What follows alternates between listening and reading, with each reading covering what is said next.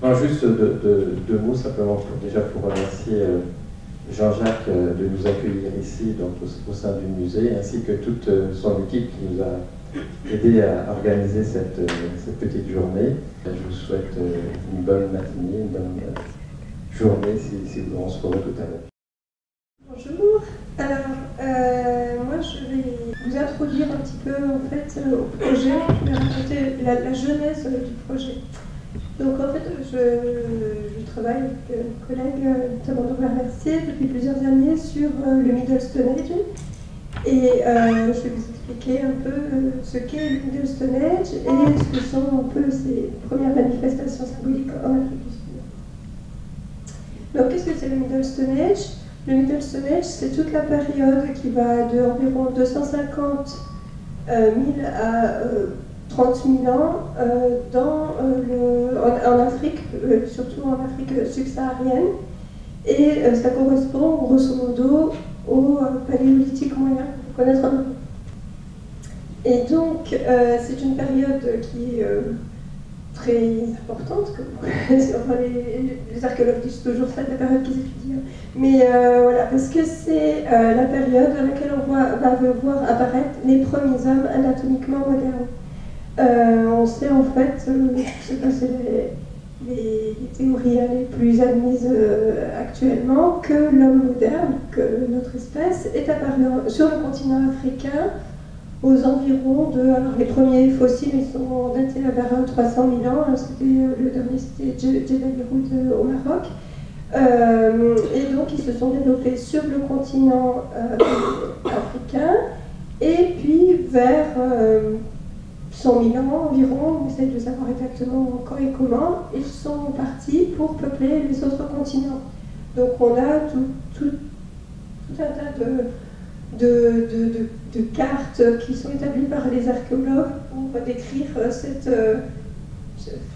invasion, ce peuplement du reste des continents, où ils vont remplacer les espèces qui les y avaient précédés. Et donc, notamment, ils vont remplacer, ce que vous connaissez peut-être mieux ici, en Europe, les hommes de Néandertal. Donc j'ai représenté ici.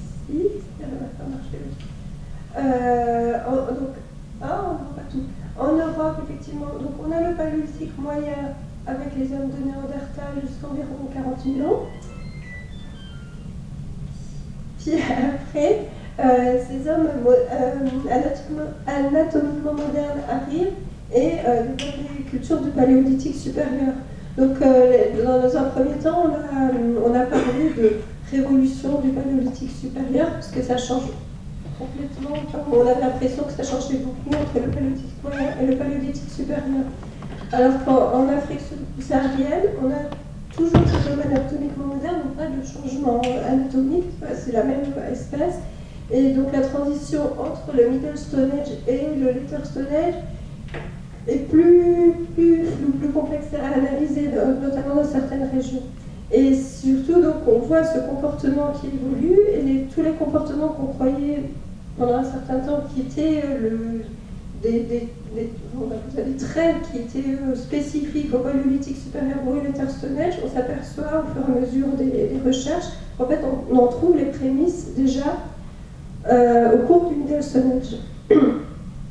Et donc, c'est une des questions qui vraiment intéresse les personnes, enfin les préhistoriens qui étudient le Middle Stone Age, c'est cette évolution du comportement et l'apparition donc de ce qu'ils vont appeler le comportement moderne. Le comportement moderne, ça peut être des outillages plus évolués, et ça peut être surtout tout ce qui est comportement symbolique. Donc les premières traces, les premiers dessins, les premiers ornements personnels. Là, on a mis des coquilles de Massarius qui ont été utilisées comme perles. Et puis les crayons d'ocre ici. Et donc tous ces objets, alors on en trouve par exemple les perles, on les trouve aussi bien au Maroc qu'en Afrique du Sud. Mais c'est beaucoup en Afrique du Sud qu'on va retrouver toutes ces traces de premiers comportements symboliques. Donc je vous emmène un petit peu plus vers l'Afrique du Sud. Alors, en Afrique du Sud, il y a eu beaucoup de recherches qui ont été menées depuis des décennies, et il y a une séquence chronoculturelle qui a pu être établie. Alors, les archéologues ne sont pas toujours d'accord, donc les séquences chronoculturelles sont indiquées ici, ils ne sont pas toujours d'accord sur les noms à donner aux différents assemblages, LSA1 ou LSA2 ou Classis River, etc. Mais il y a deux technofaciès particuliers pour lesquels, jusqu'à présent, ils étaient à peu près d'accord, qui sont ici, alors c'est symbolisé par HP, c'est le Wissensport et le Stilbé. Et ce sont deux technofaciès qui vont vraiment être considérés comme des marqueurs, en fait, des marqueurs chronologiques. Parce que les archéologues, pendant longtemps, pensaient que ces deux faciès étaient très particuliers et avaient des durées d'existence assez courtes. Donc on le trouve, on est censé savoir où on est dans la chrono. Mais savoir exactement où on est en termes absolus, ce n'était pas si évident, a priori. Donc, pour compléter, vous avez ici les outils spécifiques de Wissensport, on vous le montre même, et ici les pointes bifaciales caractéristiques du Stilbé, avec, pour le Wissensport, ces coquilles d'œufs d'autruche gravées dont on vous reparlera plus tard, et pour le Stilbé, par exemple, l'ocre gravé ici, pratique, trouvé à Diepkloof, un blanc site sud-africain assez célèbre. Donc je vous parlais de chronologie de Wissensport, la chronologie en général. Il y a eu un effort considérable depuis le début des années 2000 pour avoir une chronologie absolue pour ces faciès.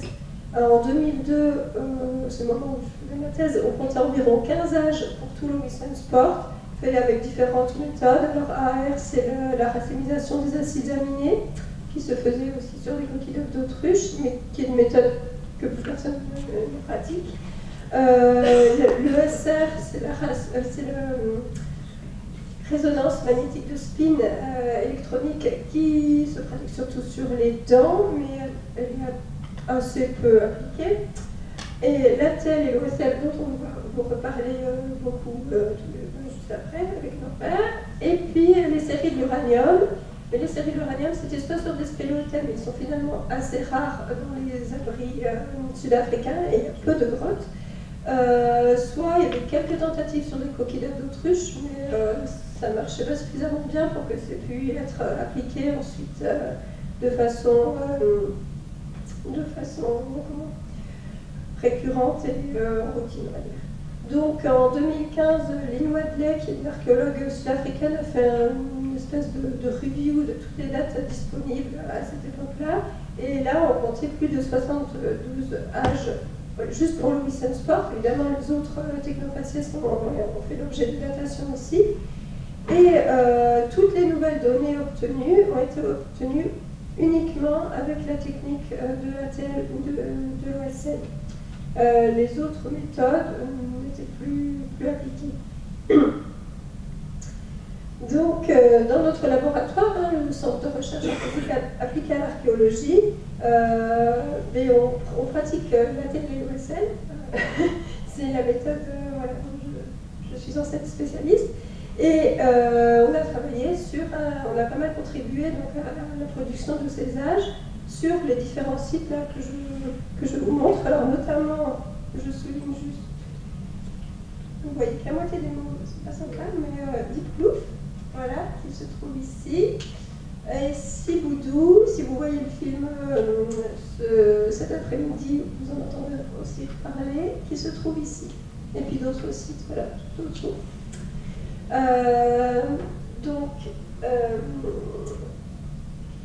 Alors, je vais parler maintenant plus particulièrement de Diepkloof, parce que ça a été un petit peu le point d'accroche qui a fait que ce projet a démarré. Donc, on n'est pas les seuls à travailler sur ces sites, hein. Il y a d'autres chercheurs dans le monde, et notamment une équipe australienne menée par Zenobia Jacobs. Et en 2008, il publie un article dans une revue très coté, Science, où ils annoncent qu'ils ont résolu la chronologie des faciès Wilson Sport et Stilwell. Donc en fait, ce qu'ils ont fait, c'est qu'ils ont daté une bonne dizaine de sites à travers toute l'Afrique du Sud, et ils se sont concentrés sur les couches contenant attribuées à Wilson Sport et au Stilwell.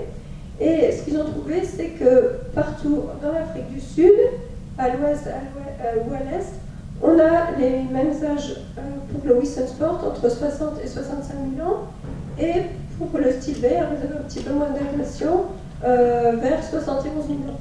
Donc c'est ce que représente ce graphe. Vous avez tous les échantillons avec les différents sites. Et puis là en bleu, c'est tout ce qui est Wilson Sport, entre 60 et 65 000 ans, et le Stilwell vers 71 000 ans. En plus, ils ont des résultats avec une incertitude inégalée jusqu'à présent dans le monde de la luminescence, donc c'est super précis, c'est super bon, tout concorde, et donc ils prétendent mettre un point d'orgue à cette question. Et parmi ces âges, donc, il y a le site de Diepkloof, qui est vraiment pas, mais qui est, voilà, j'ai souligné en fait les échantillons qui font partie du site de Diepkloof ici, et qui donnent finalement la même réponse que dans les autres gisements. Et donc sur la droite, vous voyez la moitié de la photo. Donc c'est le site de Diepkloof dont vous entendrez parler encore. Or, nous aussi on travaillait à Diepkloof et on n'a pas du tout obtenu les mêmes résultats qu'eux, alors qu'on on avait a priori la même méthode. Donc là c'est le résultat d'un papier que nous avons publié d'abord en 2009, puis comme les résultats semblaient étranges, on a continué à travailler. Et on a republié en 2013 pour confirmer nos premiers résultats. Et donc, en fait, on voit... alors, vous avez failli voir les différents noms les différentes attributions culturelles des couches. Et ici, les triangles blancs, ce sont les résultats obtenus par l'équipe de Jacob Setal. Et puis, ici, les losanges noirs ou les carrés gris, ce sont les résultats que nous on a obtenus au Cercle des Arts, soit sur des roches chauffées, soit sur des sédiments. Donc, et vous voyez que pour une même couche, on a des résultats qui commencent à être très très divergents et qui ne raccordent pas. Alors, ça, dans un premier temps, donc il fallait pouvoir comprendre pourquoi on avait une telle divergence, si est-ce que nos âges étaient plausibles ou pas, si on oublie les résultats de Zenobia Jacobs.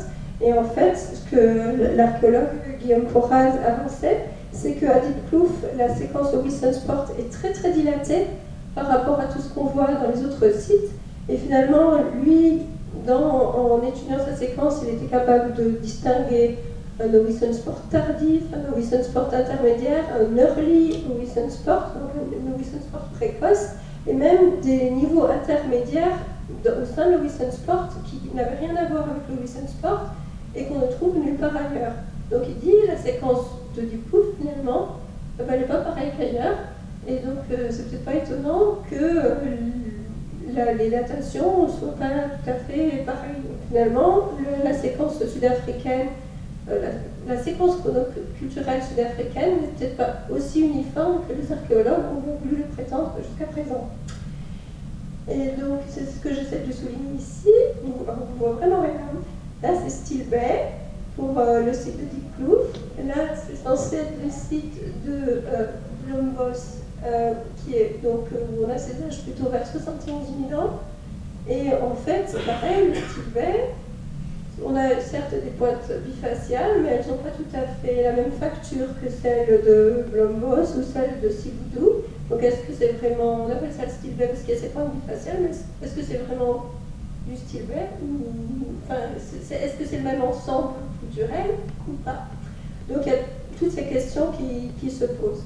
Après, donc en parallèle de ce débat finalement sur la séquence chronoculturelle elle-même, il y a eu tout un débat sur le fait que, évidemment, on avait sur le site même de Diepkloof des âges qui n'étaient quand même pas concordants entre ceux de Zenobia Jacob et les nôtres. Donc finalement, peut-être que tout ce débat sur la séquence chronoculturelle n'a pas lieu d'être parce que nos âges sont faux. Donc il y a eu toute une série d'articles. Après, les gens se sont disputés à coups d'articles. Il y a un premier article fait par un collègue qui a finalement critiqué l'approche de Zenobia Jacob, notamment sur quand je parlais de la notion de débit de dose, Norbert vous expliquera après, en disant que la façon dont il avait modélisé le débit de dose était erronée. Il y a un autre collègue mathématicien qui a répondu en disant que Guérin et Tal, le collègue dont je viens de parler, n'y connaissait rien en mathématiques. Et puis un autre collègue américain qui a fait des dates aussi à Diepkloof, qui lui trouvait des âges plus anciens que ceux de Zenobia Jacobs, et donc il se rapprochait davantage de nos conclusions, mais en même temps il y avait moins d'échantillons. Et puis enfin, Jacobs et son équipe qui ont tout recontrôlé pour essayer de répondre à toutes les critiques qu'on avait pu émettre, en disant non, on a tout revérifié, tout est bon et on maintient nos conclusions. Donc on a l'impression finalement qu'on tourne un petit peu en rond, et c'est de là qu'est partie un peu l'idée du projet, puisqu'on se retrouve dans une sorte d'impasse. On a besoin certes de comprendre les divergences sur la méthode de la TLOSL, donc il faut qu'on poursuive nos développements méthodologiques, et c'est ce qu'on a continué à faire dans ces dernières années au travers du projet. Mais surtout, on avait besoin de trouver une méthode indépendante qui puisse en quelque sorte nous départager. Donc cette méthode indépendante, ça veut dire qu'elle repose sur un principe physique différent et qu'elle utilise des supports différents. Et c'est là que est venue l'idée d'aller rechercher un peu ce qu'on pouvait faire sur les coquilles d'œufs d'autruche avec les séries de l'uranium. Je vous avais dit qu'il y avait eu des tentatives dans les années 2000 et même après, que ça ne marchait pas très bien. Et il se trouve qu'il y avait à court des moyens techniques pour faire autrement, et c'est ce qu'on va vous raconter par la suite. Voilà, donc moi, Chantal vous a bien fait comprendre qu'il y avait deux approches donc, qui ont été utilisées dans le cadre de ce programme pour obtenir des datations. Elle vous a parlé notamment des séries d'uranium, ce qui fera l'objet des quatre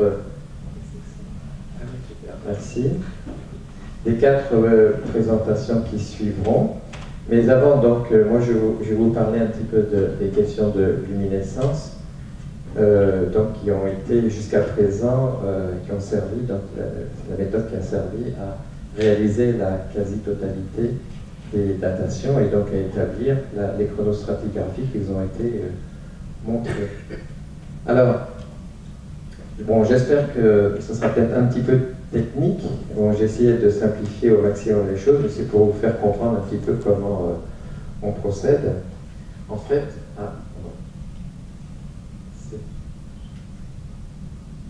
celle-ci, voilà.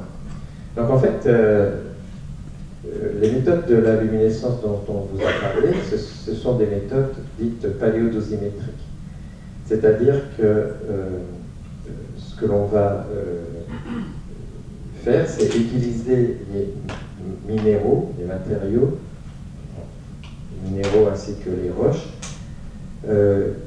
comme des dosimètres naturels, c'est-à-dire ce sont des matériaux qui ont la capacité donc d'enregistrer les doses de radiation auxquelles ils sont soumis. Et ces doses de radiation proviennent de la désintégration des radioéléments naturels qui se trouvent un petit peu partout, donc au sein des matériaux ainsi que dans l'environnement proche. Alors typiquement, les supports qu'on utilise sont donc des vestiges anthropiques, par exemple ce sont les dents fossiles. Effectivement, c'est ce qui est utilisé lorsque l'on fait des datations par résonance paramagnétique électronique.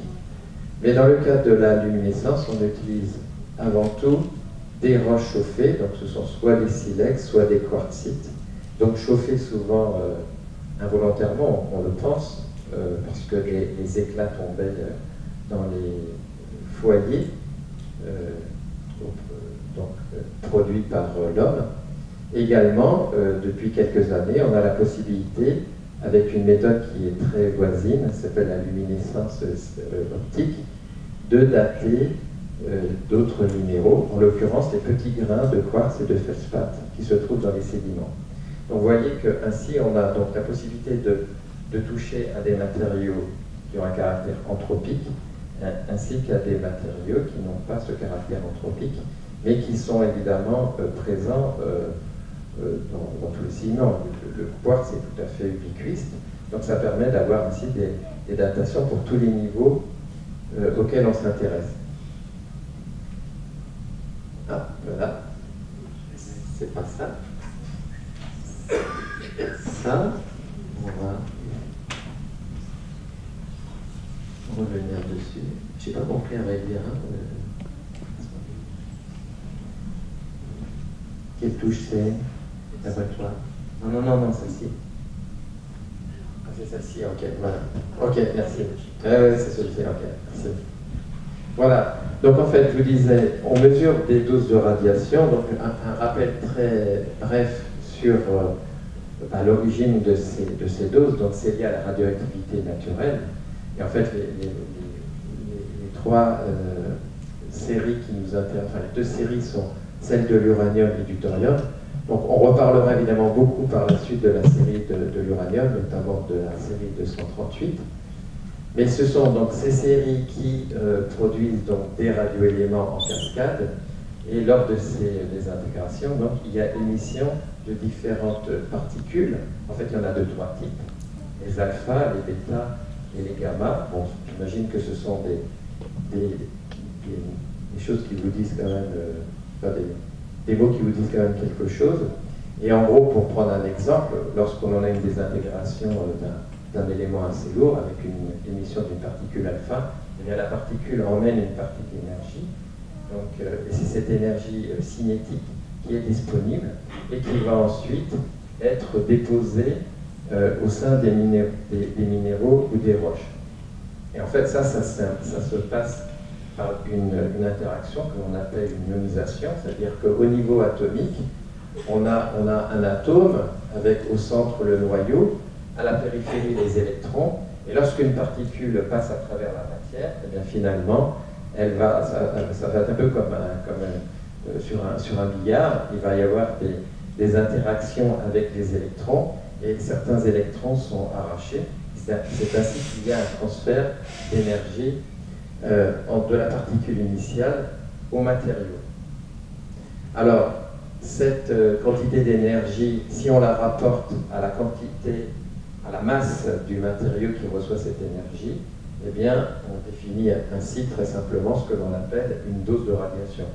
Donc c'est exactement quand vous allez voir le radiologue, vous passez une radio, il se passe la même chose. Là, dans ce cas-là, ce sont des rayons X qui sont utilisés, mais il y a interaction avec les molécules de notre corps, avec les atomes, et donc au final, voilà, on a une quantité d'énergie qui est déposée. C'est pour ça que le radiologue peut vous dire, ben voilà, vous avez pris une dose de temps. Voilà. Donc c'est exactement la même chose. Donc dans le cas des datations, nous on va utiliser les roches et les minéraux donc comme support, comme matériaux capables d'enregistrer et d'accumuler les doses reçues. Voilà. Donc pour obtenir une datation, eh bien, un âge, en fait, ce que l'on va donc devoir faire, c'est mesurer d'un côté la dose totale de radiation accumulée par la roche que l'on cherche à dater, et puis par ailleurs, si l'on est capable de déterminer la quantité de doses que cette roche reçoit par an, eh bien, en faisant le rapport des deux, c'est-à-dire en faisant le rapport de la dose totale que l'on appelle habituellement la paléodose à la quantité reçue annuellement, que l'on appelle le débit de dose, eh bien, ça nous donne le nombre d'années écoulées. Vous voyez, sur le principe, c'est très très simple. Évidemment, ça reste un principe parce que les choses sont bien plus délicates derrière.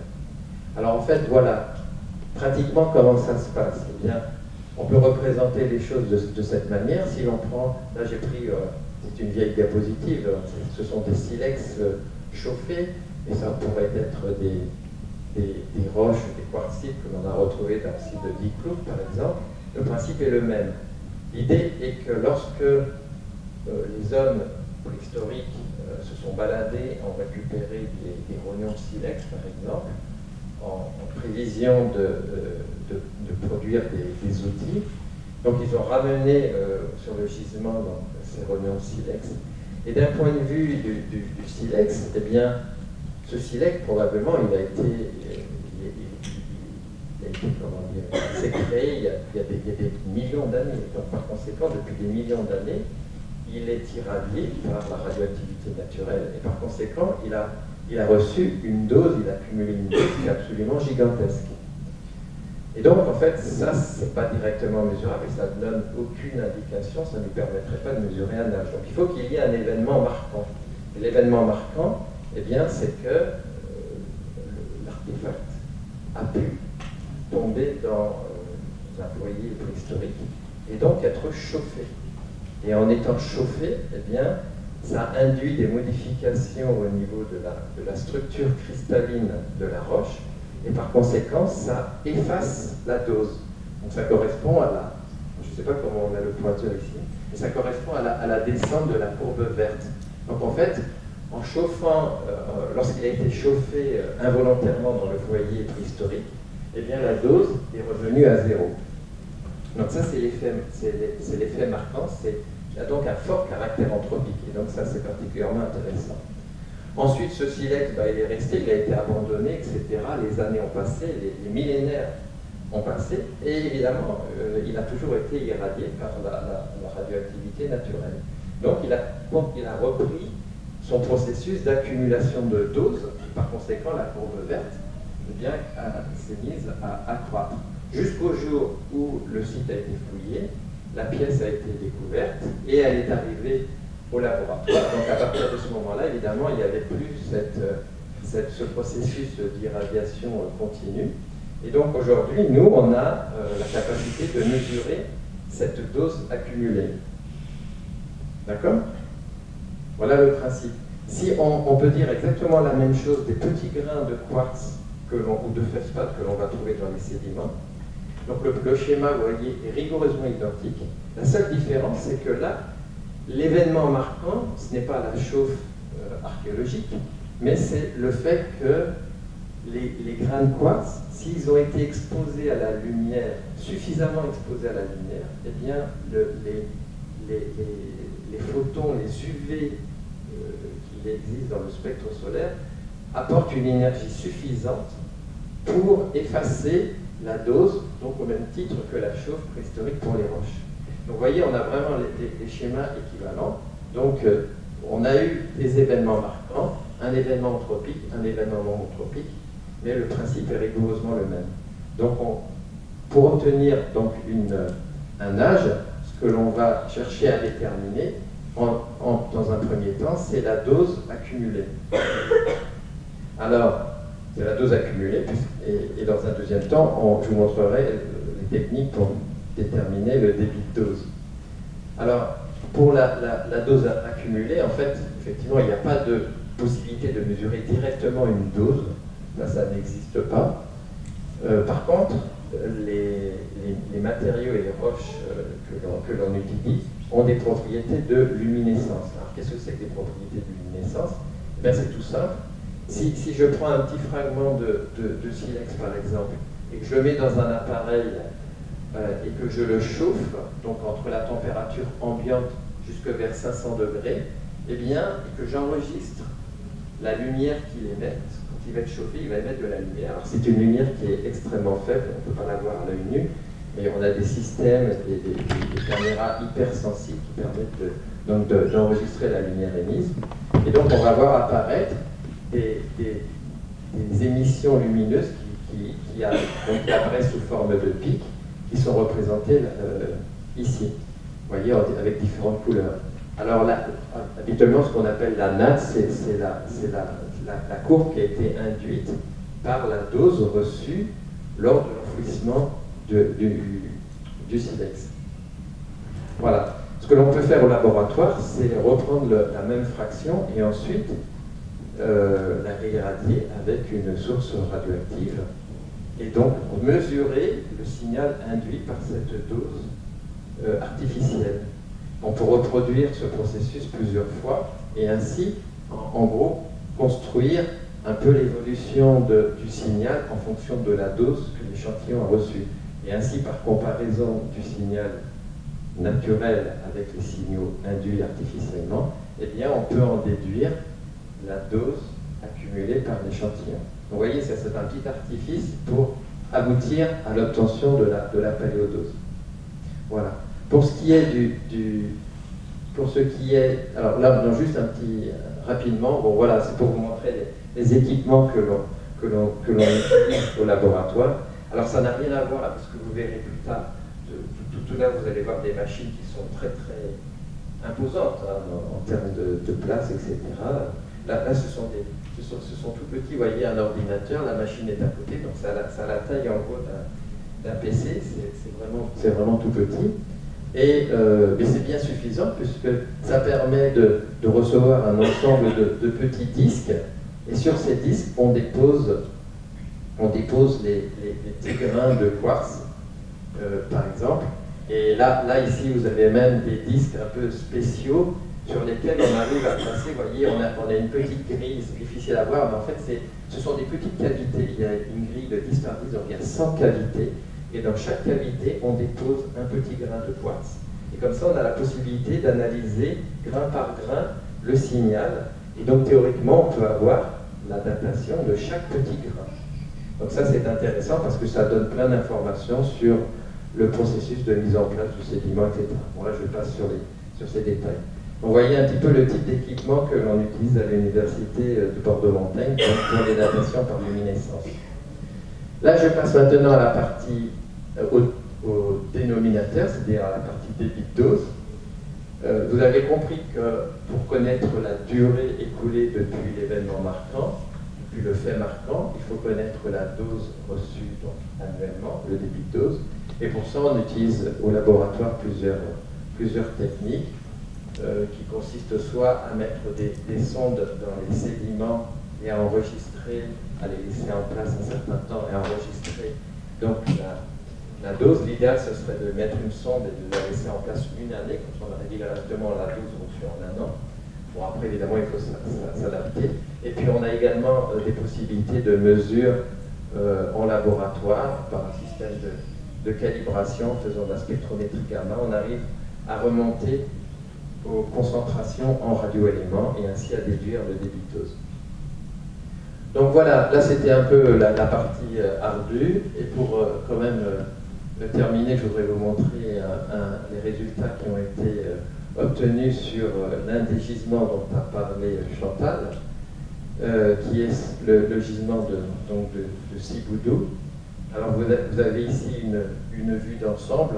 Donc là on est assez éloigné parce qu'en fait juste après la verdure, là il y a une petite rivière d'ailleurs qu'il faut traverser pour accéder au gisement avant de... Le gisement est en hauteur, donc il faut traverser la rivière, grimper ensuite, un peu escalader pour arriver à cet abri qui est quand même très très imposant.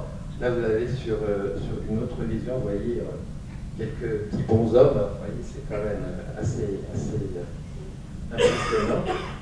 Et donc ça c'est un abri qui est fouillé depuis quand même quelques années, sur lesquels ont été réalisées beaucoup de datations. Vous voyez à droite la séquence stratigraphique qui est très belle, très détaillée. Vous voyez, il y a toute une alternance de petites couches noires, blanches, grises, etc., qui correspondent très souvent à des restes de foyer. Donc voilà, c'est une dans laquelle évidemment on retrouve nombre d'artefacts anthropiques. Et donc pour cette séquence, donc plusieurs séries de datations par luminescence ont été réalisées. En noir, ce que vous a présenté rapidement Chantal tout à l'heure, les travaux de Zenobia Jacobs, notre collègue australienne, et puis en bleu et jaune, des résultats qui ont été obtenus donc, au laboratoire avec deux types de supports, les petits grains de quartz, donc les points bleus, et également on a travaillé sur les phosphates. Bon là je vous passe les détails parce qu'il y a des choses un peu compliquées, on peut dans chaque minéral, on peut s'intéresser à différents types de signaux, etc., comparer les signaux. Théoriquement on devrait avoir toujours évidemment le même âge, et comme vous le voyez, malheureusement c'est pas toujours le cas. On a pour un même niveau, on peut avoir des fois un très bon accord, comme c'est le cas un peu ici, et puis juste au-dessus, vous voyez, on a quand même un désaccord important qui va au-delà des barres d'erreur. Donc vous voyez, parfois on a un petit peu de mal à comprendre aussi ce qui se passe voilà, au niveau des résultats. Est-ce que c'est lié à des problèmes dans la détermination des doses accumulées? Est-ce que c'est des problèmes liés à la dosimétrie, c'est-à-dire aux mesures de débit de dose? Voilà, c'est souvent des points un petit peu délicats et on n'a pas toujours les réponses. Donc au final, on peut dire que voilà, on est avec les méthodes paléodosimétriques, on a la possibilité d'utiliser différents types de matériaux, différents protocoles d'analyse, mais malheureusement les résultats ne sont pas toujours concordants. Par ailleurs, vous avez pu le remarquer, les incertitudes sur les âges sont relativement importantes. On est en général toujours autour de 10% de l'âge. Et comme le faisait le souligner Chantal tout à l'heure, toute la communauté des géochronologues et notamment les spécialistes de luminescence était très étonnée des résultats publiés par notre collègue australienne, puisque les précisions étaient de quelques pourcents et personne aujourd'hui ne sait réellement comment il est possible d'atteindre des niveaux aussi élevés de précision. Bon, personnellement, je n'y crois pas. Je pense que c'est parce qu'il y a un ensemble d'erreurs potentielles qui ont simplement été négligées et par conséquent, voilà, quand on ne pense pas à l'erreur, elle n'existe pas. Mais si on essaie de regarder les choses, je pense, un peu plus honnêtement, il faut se rendre à l'évidence. Et c'est vrai qu'il est difficile d'avoir des datations avec une précision meilleure que 10%. Voilà. Après, les méthodes de la luminescence, comme je l'ai écrit, c'est une datation au long cours. Souvent, ça prend beaucoup de temps. Ce sont souvent étalés sur plusieurs années. Alors, pour des raisons, déjà, les analyses en elles-mêmes sont assez longues et fastidieuses. Et également pour faire la dosimétrie, pour faire les mesures avec les sondes sur le terrain, etc. Eh bien, il faut y aller, il faut mettre les sondes en place, il faut y retourner, les récupérer. En même temps, la fouille évolue, évidemment, à l'avance d'une année sur l'autre, et par conséquent, il faut un petit peu s'adapter. Donc, vous voyez, c'est un travail un peu de longue haleine. Cela dit, quand même, le point positif, c'est qu'au final, on a quand même à obtenir un cadre chronologique général qui donne quand même une bonne idée, même s'il n'est pas ultra précis. Voilà. Donc, il est clair que voilà, il y a la partie des méthodes paléodosimétriques, donc apporte ce premier résultat, mais clairement, donc dans le cas de l'ANR, il fallait vraiment aller plus loin, et en plus, il fallait pouvoir dater directement les objets ayant un caractère directement anthropique, comme je disais tout à l'heure, et notamment le titre que l'on avait proposé, dater donc, les premières manifestations artistiques, eh bien, nous renvoyer aux coquilles d'œufs d'autruche, et notamment celles que Chantal vous a montrées, celles qui étaient gravées et qui ont été trouvées en grande quantité dans le site de Diepkloof. Donc voilà, donc je pense qu'après cette partie méthode dosimétrique, on va pouvoir passer à ce qui concerne les séries de l'uranium et les différentes applications. Donc il y aura 4 présentations, puisque c'est un sujet très riche, peut-être aussi un petit peu moins connu que les méthodes paléodosimétriques que l'on utilise maintenant depuis quand même quelques dizaines d'années et qui sont quand même bien appliquées en préhistoire. Donc voilà, je vais maintenant passer la parole avant qu'il y ait des questions sur ce que je viens de présenter, mais après on va enchaîner avec d'autres séries de l'uranium. Monsieur. S'il vous plaît, vous parlez de débit de dose annuel. De débit de dose, oui. Je comprends bien le principe, mais est-ce qu'il suit une courbe linéaire? Parce que du coup, ça ne me paraît pas évident que le débit de dose annuel il y a 30 000 ans soit identique à celui d'aujourd'hui. Exactement, exactement. Le débit de dose peut avoir varié dans sa globalité au cours du temps. Alors en fait, c'est extrêmement variable d'un échantillon à l'autre. Puisque si l'on considère par exemple un silex c'est un matériau siliceux, mais il contient en très petite quantité, à des niveaux de traces, des radioéléments. Il contient de l'uranium, du thorium et du potassium. Or, on sait que ces radioéléments ils sont présents dans le cristal depuis la formation du silex. Ils n'ont pas évolué au cours du temps. Alors, évidemment, il y a eu une décroissance, et cette décroissance, elle est infime, parce que sinon, il n'y aurait plus d'uranium sur Terre si la décroissance était rapide. Donc en fait, là, on peut tout à fait considérer que la fraction, la dose qui provient de la désintégration des radioéléments contenus dans le silex, ce débit de dose, il n'a pas changé du tout au cours du temps. Ça, on en est sûr. Donc la valeur que l'on mesure, que l'on déduit aujourd'hui des teneurs mesurées donc sur le silex, ça, on est garanti que cette fraction de débit de dose n'a pas évolué au cours du temps. Maintenant, un silex, il est aussi soumis à son environnement. Et son environnement, il y a deux choses qui interviennent dans l'environnement. Il y a le rayonnement cosmique, qu'il ne faut pas négliger. Et là, effectivement, on sait très bien, le rayonnement cosmique évolue selon des cycles, etc., avec différentes fréquences qui sont liées à la présence de taches solaires, par exemple, donc avec des fréquences qui sont très hautes. Il y a plein de choses qui interviennent, mais globalement, sur le long terme, il n'y a pas eu, on va dire qu'on a eu des petites variations, mais qu'en moyenne, on est resté relativement constant. Après, il y a la fraction, l'autre fraction externe, c'est liée au rayonnement gamma. Donc, puisque le rayonnement gamma a une portée qui est relativement importante, un rayon gamma qui va avoir quelques MeV d'énergie va parcourir plusieurs dizaines de centimètres dans un sédiment. Et par conséquent, eh bien, si cette fraction-là peut avoir changé au cours du temps, notamment parce que souvent on met en avant la question de l'eau. La teneur en eau peut avoir changé au cours du temps. Or, l'eau joue comme un absorbant. Donc, il peut moduler la quantité de radiation qui atteint le silex. Voilà. Mais on peut aussi envisager, bon, moi j'ai beaucoup travaillé aussi au Proche-Orient, par exemple. Je connais des cas où on a vraiment des changements de concentration des radioéléments dans certains secteurs de la grotte, parce que la géochimie locale a changé au cours du temps. Parce que voilà, les eaux se sont chargées, ont été acidifiées, par exemple, dans des grottes où il y a des dépôts du guano produit par les chauves-souris, ou les pigeons qui s'installent dans le fond des grottes. Ça a des effets et ça peut mobiliser certains radioéléments. Donc effectivement, il y a tout un travail avant de faire les datations.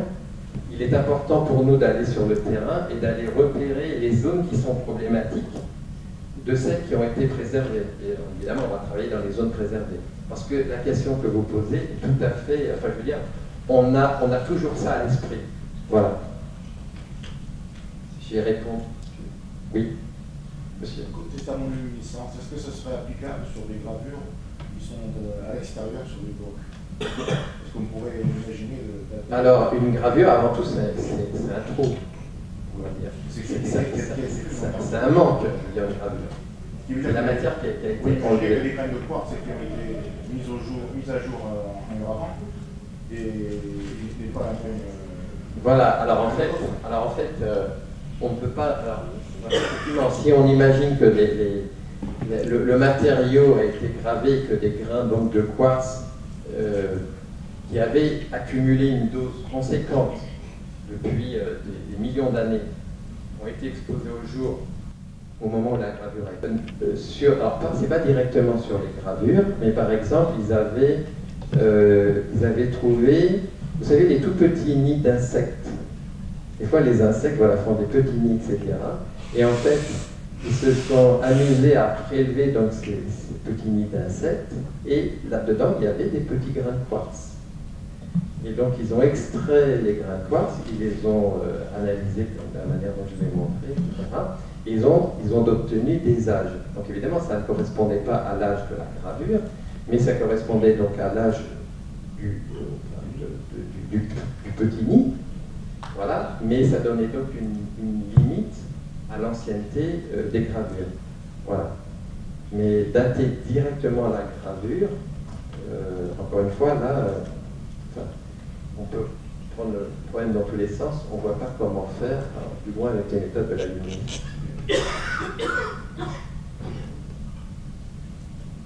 Plus d'autres questions? Bon, bien, je pense que l'on va donc poursuivre maintenant avec tout ce qui concerne les séries de l'uranium, les 4 présentations, et la première étant donnée par Edwige, c'est ça? Edwige Branchu, du laboratoire des sciences du climat et de l'environnement à Gif-sur-Yvette. Voilà. On a décidé de faire un petit historique et quelques applications qui ne vont pas être celles du programme, puisqu'il y aura après encore 2 présentations vraiment sur les données du programme, mais un petit peu les applications générales et pourquoi est-ce qu'on est allé aussi chercher d'autres techniques que celles qu'on utilise, par exemple au LSE, qui fonctionnent très bien. Et là, on avait besoin d'aller un peu plus loin. Donc, j'ai commencé par quelques diapositives un peu générales pour montrer cette idée de radioactivité naturelle et surtout, on parle tout le temps de série de l'uranium. En fait, c'est une idée assez ancienne. Oups là. Voilà. Donc, en fait, dans les années 1895, je crois, les rayons X ont été découverts. Et puis, Becquerel voulait faire des expériences en excitant des sels. Et le jour où il a fait des expériences, il ne fait pas de lumière. Donc, il a tout mis dans un tiroir avec une plaque photographique. Et en le sortant, il s'est aperçu que les sels qu'il avait mis avaient impressionné la plaque photographique. Donc, c'est de là qu'est né que, en fait, certains matériaux ont des propriétés intrinsèques et vont émettre des rayons. Donc au début, ils appelaient ça les rayons uraniques, parce que c'était des sels d'uranium. Et puis après, il y a eu toute une série de découvertes, notamment par Pierre et Marie Curie. Donc je vais passer un peu vite. Et puis pour arriver à la notion de chaîne de désintégration radioactive. Alors, j'arrive pas à lire ce que j'ai écrit, donc je vais... c'est pas grave, là je vais parler de M. Rutherford ou Soddy, qui eux ont montré que c'était vraiment des désintégrations en cascade. On avait un élément chimique qui se transforme en un autre élément chimique. Et puis Soddy, ou encore un prix Nobel, montrait qu'un élément chimique peut avoir plusieurs masses. Donc c'est la notion d'isotope, je ne sais pas si vous connaissez le mot. Un élément chimique, par exemple l'uranium, peut avoir plusieurs masses. On va avoir l'uranium 234, l'uranium 238, l'uranium 235. Donc c'est une idée assez ancienne. Et pour faire de la datation par ces séries, il manquait un modèle mathématique. Donc on a le modèle de Batman. Voilà, sa photo est ici, qui lui a mis un modèle mathématique pour décrire comment les éléments s'enchaînent les uns après les autres et comment est-ce qu'on peut faire ces équations. Alors là, on a déjà vu, c'est un peu scolaire, excusez-moi, on pensait qu'on aurait des scolaires, je vous présente quand même. C'est les différents types de radioactivité. En fait, les éléments chimiques peuvent émettre des électrons ou en capter, ou des fois, c'est ce qu'a présenté Norbert tout à l'heure, émettre des grosses particules, donc elles perdent beaucoup de masse d'un coup, émettre des particules d'hélium. Et chaque fois, avec chacune des radioactivités, on a émission aussi d'énergie. Et donc, il y a ces 3 chaînes de désintégration qui partent de l'uranium 238, 235 ou 230. Et donc, je vous ai dit, on parle des séries de l'uranium. Donc, on pourrait dater tout simplement, c'est ce qu'on fait d'ailleurs, en prenant l'élément père et l'élément fils qui est stable, la datation uranium-plomb. Et alors, pour faire toute la chaîne, ça va prendre plusieurs milliards d'années. Alors, pour l'archéologie, c'est un peu fort, on ne va pas être très précis. Donc, c'est la méthode qui est utilisée, par exemple, pour dater la région volcanique ou dater la Terre, ça a été fait par la méthode uranium-plomb. Et pour l'archéologie, en fait, on va s'intéresser aux éléments intermédiaires. Et on va parler de déséquilibre. Donc aujourd'hui, on va parler d'un déséquilibre ici, mais c'est toute une série de chronomètres. Il y a beaucoup de chronomètres qui existent. On aurait pu parler du chronomètre thorium-radium ou du chronomètre radium-plomb 210. Et donc celui qui est vraiment utilisé, c'est uranium-thorium. On va voir surtout pour la période qui couvre, ça va être de 0 à 500 000 ans environ, donc c'est vraiment parfait pour l'archéologie, pour les sites par exemple présentés ici. Alors, en archéologie, c'est beaucoup, surtout en Dordogne ici, beaucoup de sites karstiques. Et donc on va regarder comment ces éléments qu'on a vus dans leur chaîne, la chaîne de l'uranium, se comportent au cours du cycle de l'eau. Donc là, on voit de l'eau qui traverse les calcaires, donc qui dissout un peu, qui dissout du calcaire, qui va faire des vides, ici. Et puis, quand l'eau est partie, ça fait des grottes. On va trouver des artefacts, on va trouver des peintures, des dessins, des sépultures et autres. Et donc, on va s'intéresser à tous ces objets dans les grottes. Donc là, toujours la même chaîne radioactive. Comment ça marche, la datation uranium-thorium? Donc là, elle est tournée dans l'autre sens, mais c'est pareil. Et j'ai mis des couleurs. En fait, au cours de ce cycle de l'eau, quand on va dissoudre le calcaire, on a des éléments que j'ai mis en rouge, qui sont solubles, qui restent dans l'eau, et des éléments qui n'aiment pas du tout rester dans l'eau, donc comme le thorium par exemple, et qui vont sur les particules.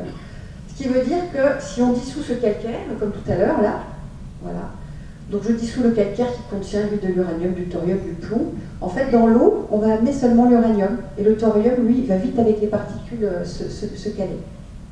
Ce qui veut dire que, donc si une roche est suffisamment vieille, on a en activité autant d'uranium que de thorium. Si on est dans l'eau, on a dit qu'il y avait seulement l'uranium qui venait, et puis qu'avec cette eau, on va faire des stalactites, des stalagmites, des planchers et autres, et bien le thorium va grandir au cours du temps. Mais si on est dans les sédiments, on a trop de thorium, il va décroître au cours du temps. Ce qui veut dire que si on date des stalagmites, ou si on date des sédiments, qu'ils soient lacustres ou océaniques, en fait, on prend les choses complètement à l'envers. Donc moi, j'ai des collègues océanographes qui se servent du chronomètre uranium-thorium, mais complètement à l'envers par rapport à ce qu'on fait nous. Donc je l'ai mis d'ailleurs, au LSE, on travaille beaucoup aussi sur les coraux, les sédiments marins. Ça se passe exactement pareil au laboratoire. Et donc il y a deux hypothèses pour que les datations soient valides. C'est qu'en fait, en effet, il n'y a pas de thorium initial. On va voir très rapidement après, c'est souvent pas le cas. Et puis surtout, que le système soit resté fermé. On forme une stalagmite, on a de l'uranium au début, et il faut qu'il reste à l'intérieur, et il ne faut pas qu'on en rajoute. Ce qui fait que pour que bien ce qu'on mesure, le rapport entre l'uranium et le thorium, soit bien créé au cours du temps, et ne soit pas des arrivées, des départs, parce que là, ça fausse complètement. Alors là, je vous présente les appareils. Et puis j'avais mis dans le titre historique. Donc les premières mesures uranium-thorium, elles ont été faites sur des coraux parce que c'est plus facile sur des coraux, il y a plus d'uranium. Et ça date quand même des années 1950-1960. Et au début, on mesurait la radioactivité. On mettait devant des détecteurs, ici, comme dans des chambres alpha, et puis les particules étaient émises et puis allaient donner des impulsions, et on mesurait avec des spectres en énergie, alors avec en plus une énergie différente pour chaque élément radioactif. Maintenant, on ne mesure plus la radioactivité, on va carrément chercher les atomes. Donc à chaque masse. Alors les éléments les machines sont plus grosses, et puis tous nos appareils finissent par MS. TIMS, ICP MS, SIMS, et donc le MS pour spectrométrie de masse.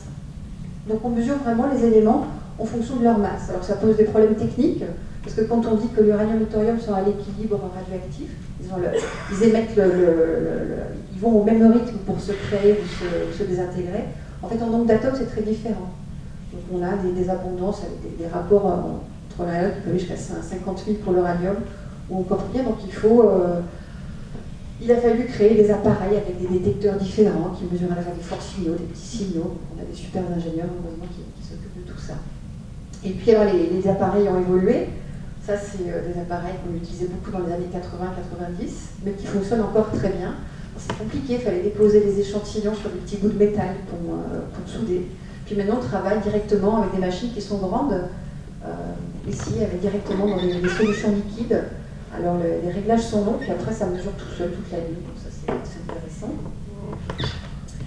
Et puis, en changeant de technique, on a aussi beaucoup changé la quantité de matériel. Les premières analyses sur les stalagmites, il fallait 100 grammes, 200 grammes de stalagmites, donc ça fait beaucoup. Alors imaginez quand c'est dans des grottes archéologiques, on ne peut pas comme ça prélever.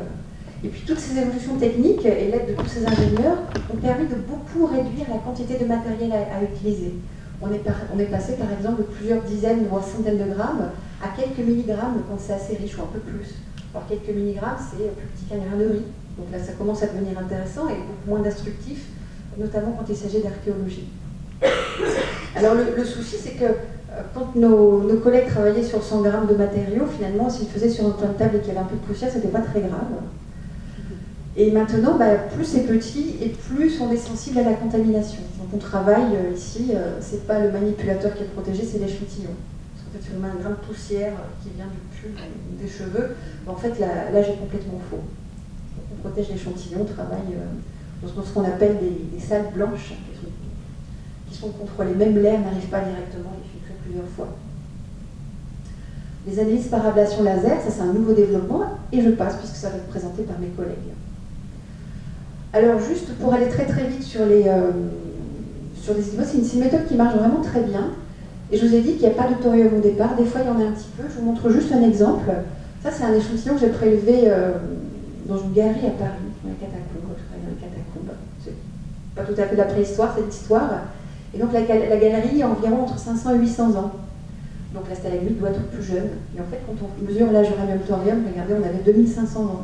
Donc il y a eu tout un travail pour arriver à corriger correctement ces âges, et on arrive à le faire.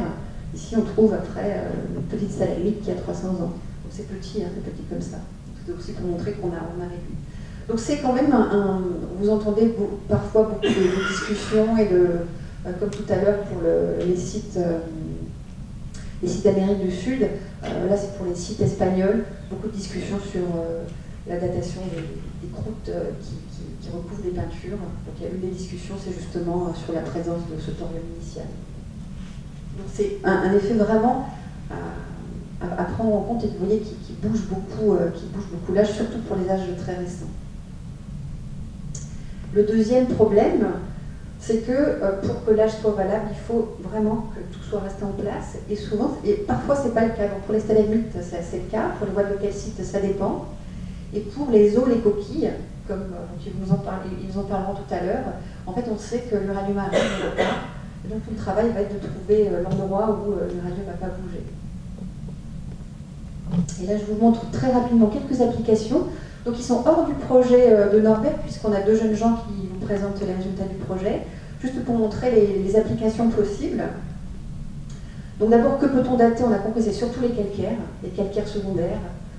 Donc ici j'ai mis stalagmites, voiles de calcite, vers des cavernes, planchers, travertins, etc.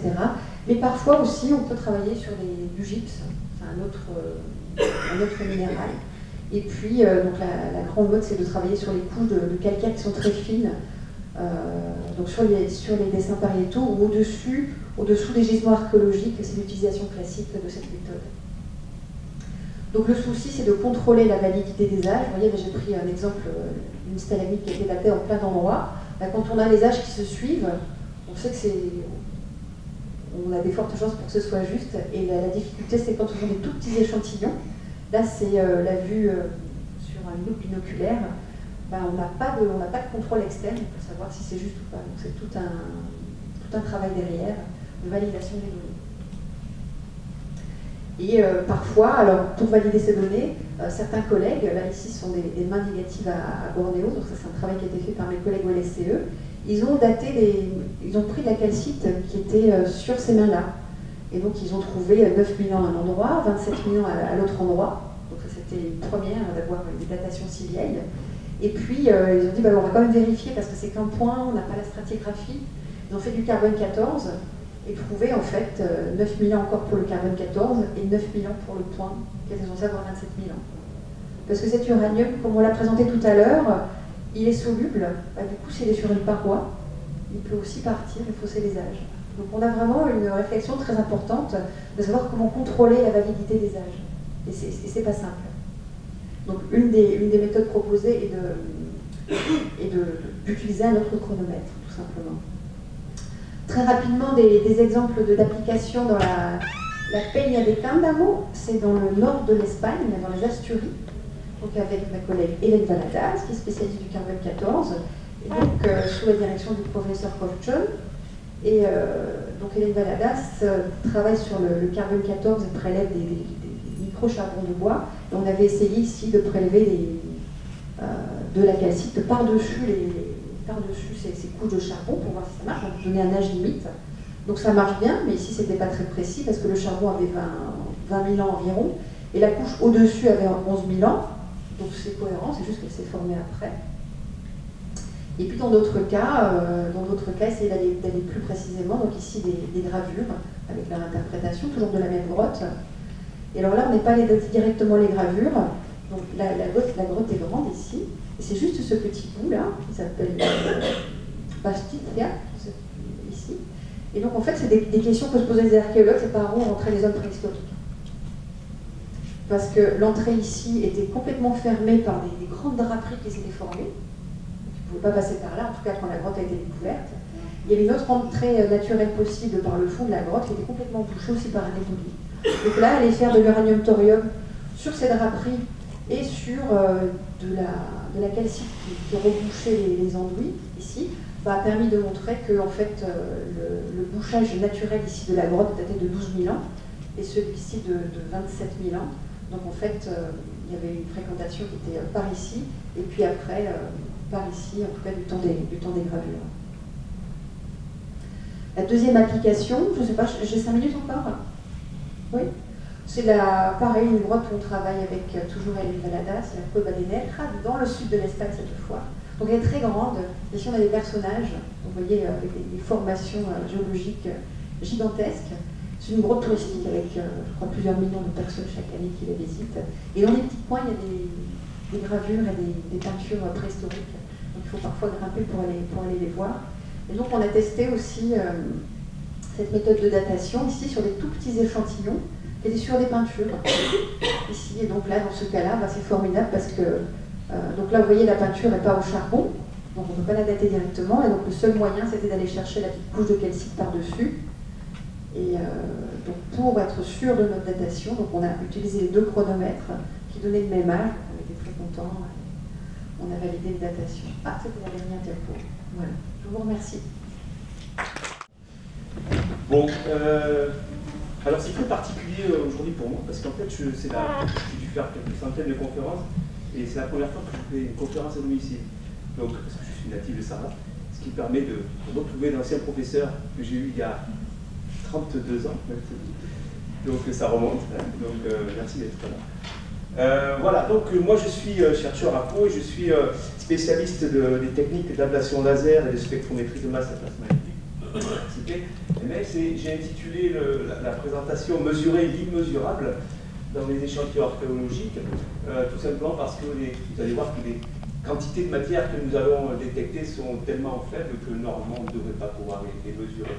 Les gens censés ne devraient pas être capables de les mesurer. Voilà, et donc je vais vous faire un petit aperçu, vous donner un petit aperçu de ce qu'est l'ablation laser et la spectrométrie de masse ICDMS, c'est ce qui nous a amené à nous intéresser à des échantillons archéologiques. Voilà, donc de manière simple et vulgarisée, comment symboliser, comment décrire l'ablation laser avec une spectrométrie de masse à plasma induit. Bien, c'est quelque chose que l'on peut résumer par un laser qui creuse un matériau et un spectromètre qui compte les atomes ou les isotopes. Alors on avait des scolaires, donc j'ai pris comme exemple le marteau-piqueur. Vous savez, quand on fait des trous avec un marteau-piqueur, on crée beaucoup de poussière. Et en fait, on va considérer que ce marteau-piqueur, en réalité, c'est notre laser. Un laser avec une énergie très importante, quelques millijoules focalisés sur quelques microns simplement, ce qui nous fait des densités de puissance relativement importantes, suffisamment importantes pour arracher la matière sous forme de fines particules. On va essayer de créer les particules les plus fines possibles en réalité. Et donc là, c'est notre laser qui opère, notre échantillon est dans une suite d'ablation qui est parcouru par un flux d'hélium et qui va transporter les particules vers le spectromètre.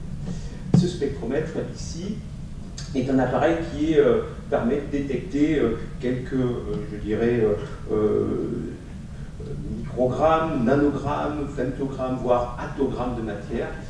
Alors, un attogramme de matière, c'est la quantité, je dirais, la plus faible que l'on puisse détecter. Alors, on est particulièrement bien équipé sur Pau, parce qu'on a parmi les appareils les plus sensibles au monde. Un attogramme de matière, pour ceux qui ne sont pas familiarisés, c'est 10 puissance moins 18 grammes de matière. Pour vous donner une idée, si vous comparez un attogramme par rapport à 1 gramme, prenez tout le volume d'eau de la mer Méditerranée, c'est à peu près 4 millions de kilomètres cubes d'eau, et bien, vous comparez ça à 4 litres d'eau dans le volume d'eau de la mer Méditerranée. Et nous, on est capable d'aller chercher 4 litres d'eau en particulier dans la mer Méditerranée. Vous savez que quand il y a un avion qui s'approche, on peut mettre des mois, voire des années à retrouver quelque chose qui est relativement gros, on pourrait retrouver simplement 4 litres d'eau. Alors, je vais vous présenter, j'ai une toute petite vidéo qui présente un petit peu le spectromètre que nous utilisons notamment pour ces techniques d'archéologie. Donc vous voyez ici, on a un plasma d'argon à très haute température, 10 000 degrés. Les échantillons arrivent dans ce plasma, sont complètement atomisés. Et donc les ions vont ensuite être transportés dans un aimant ici. On va avoir une séparation en fonction de leur masse et de leur charge, puis ensuite un secteur électrostatique qui va refocaliser en énergie ces faisceaux d'ions, et ensuite une détection avec un détecteur multiplicateur d'électrons. Alors tout ça, c'est intéressant parce que cet appareil permet de mesurer plein d'éléments quasi simultanément à des limites de détection extrêmement faibles. Donc là, on est vraiment dans le domaine de quelques femtogrammes, voire attogrammes de limites de détection. Alors, au niveau des technologies laser, nous avons beaucoup travaillé à Pau, et je me suis particulièrement intéressé ces 15 dernières années. Au départ, c'est dans les années 80, milieu des années 80, pardon, où on avait les premiers lasers qui ont été utilisés à des fins analytiques pour analyser des éléments de trace. Alors, évidemment, ces lasers-là donnaient des résultats très prometteurs, mais ils étaient faux. Donc, on avait quelques soucis. Et petit à petit, la technologie a avancé.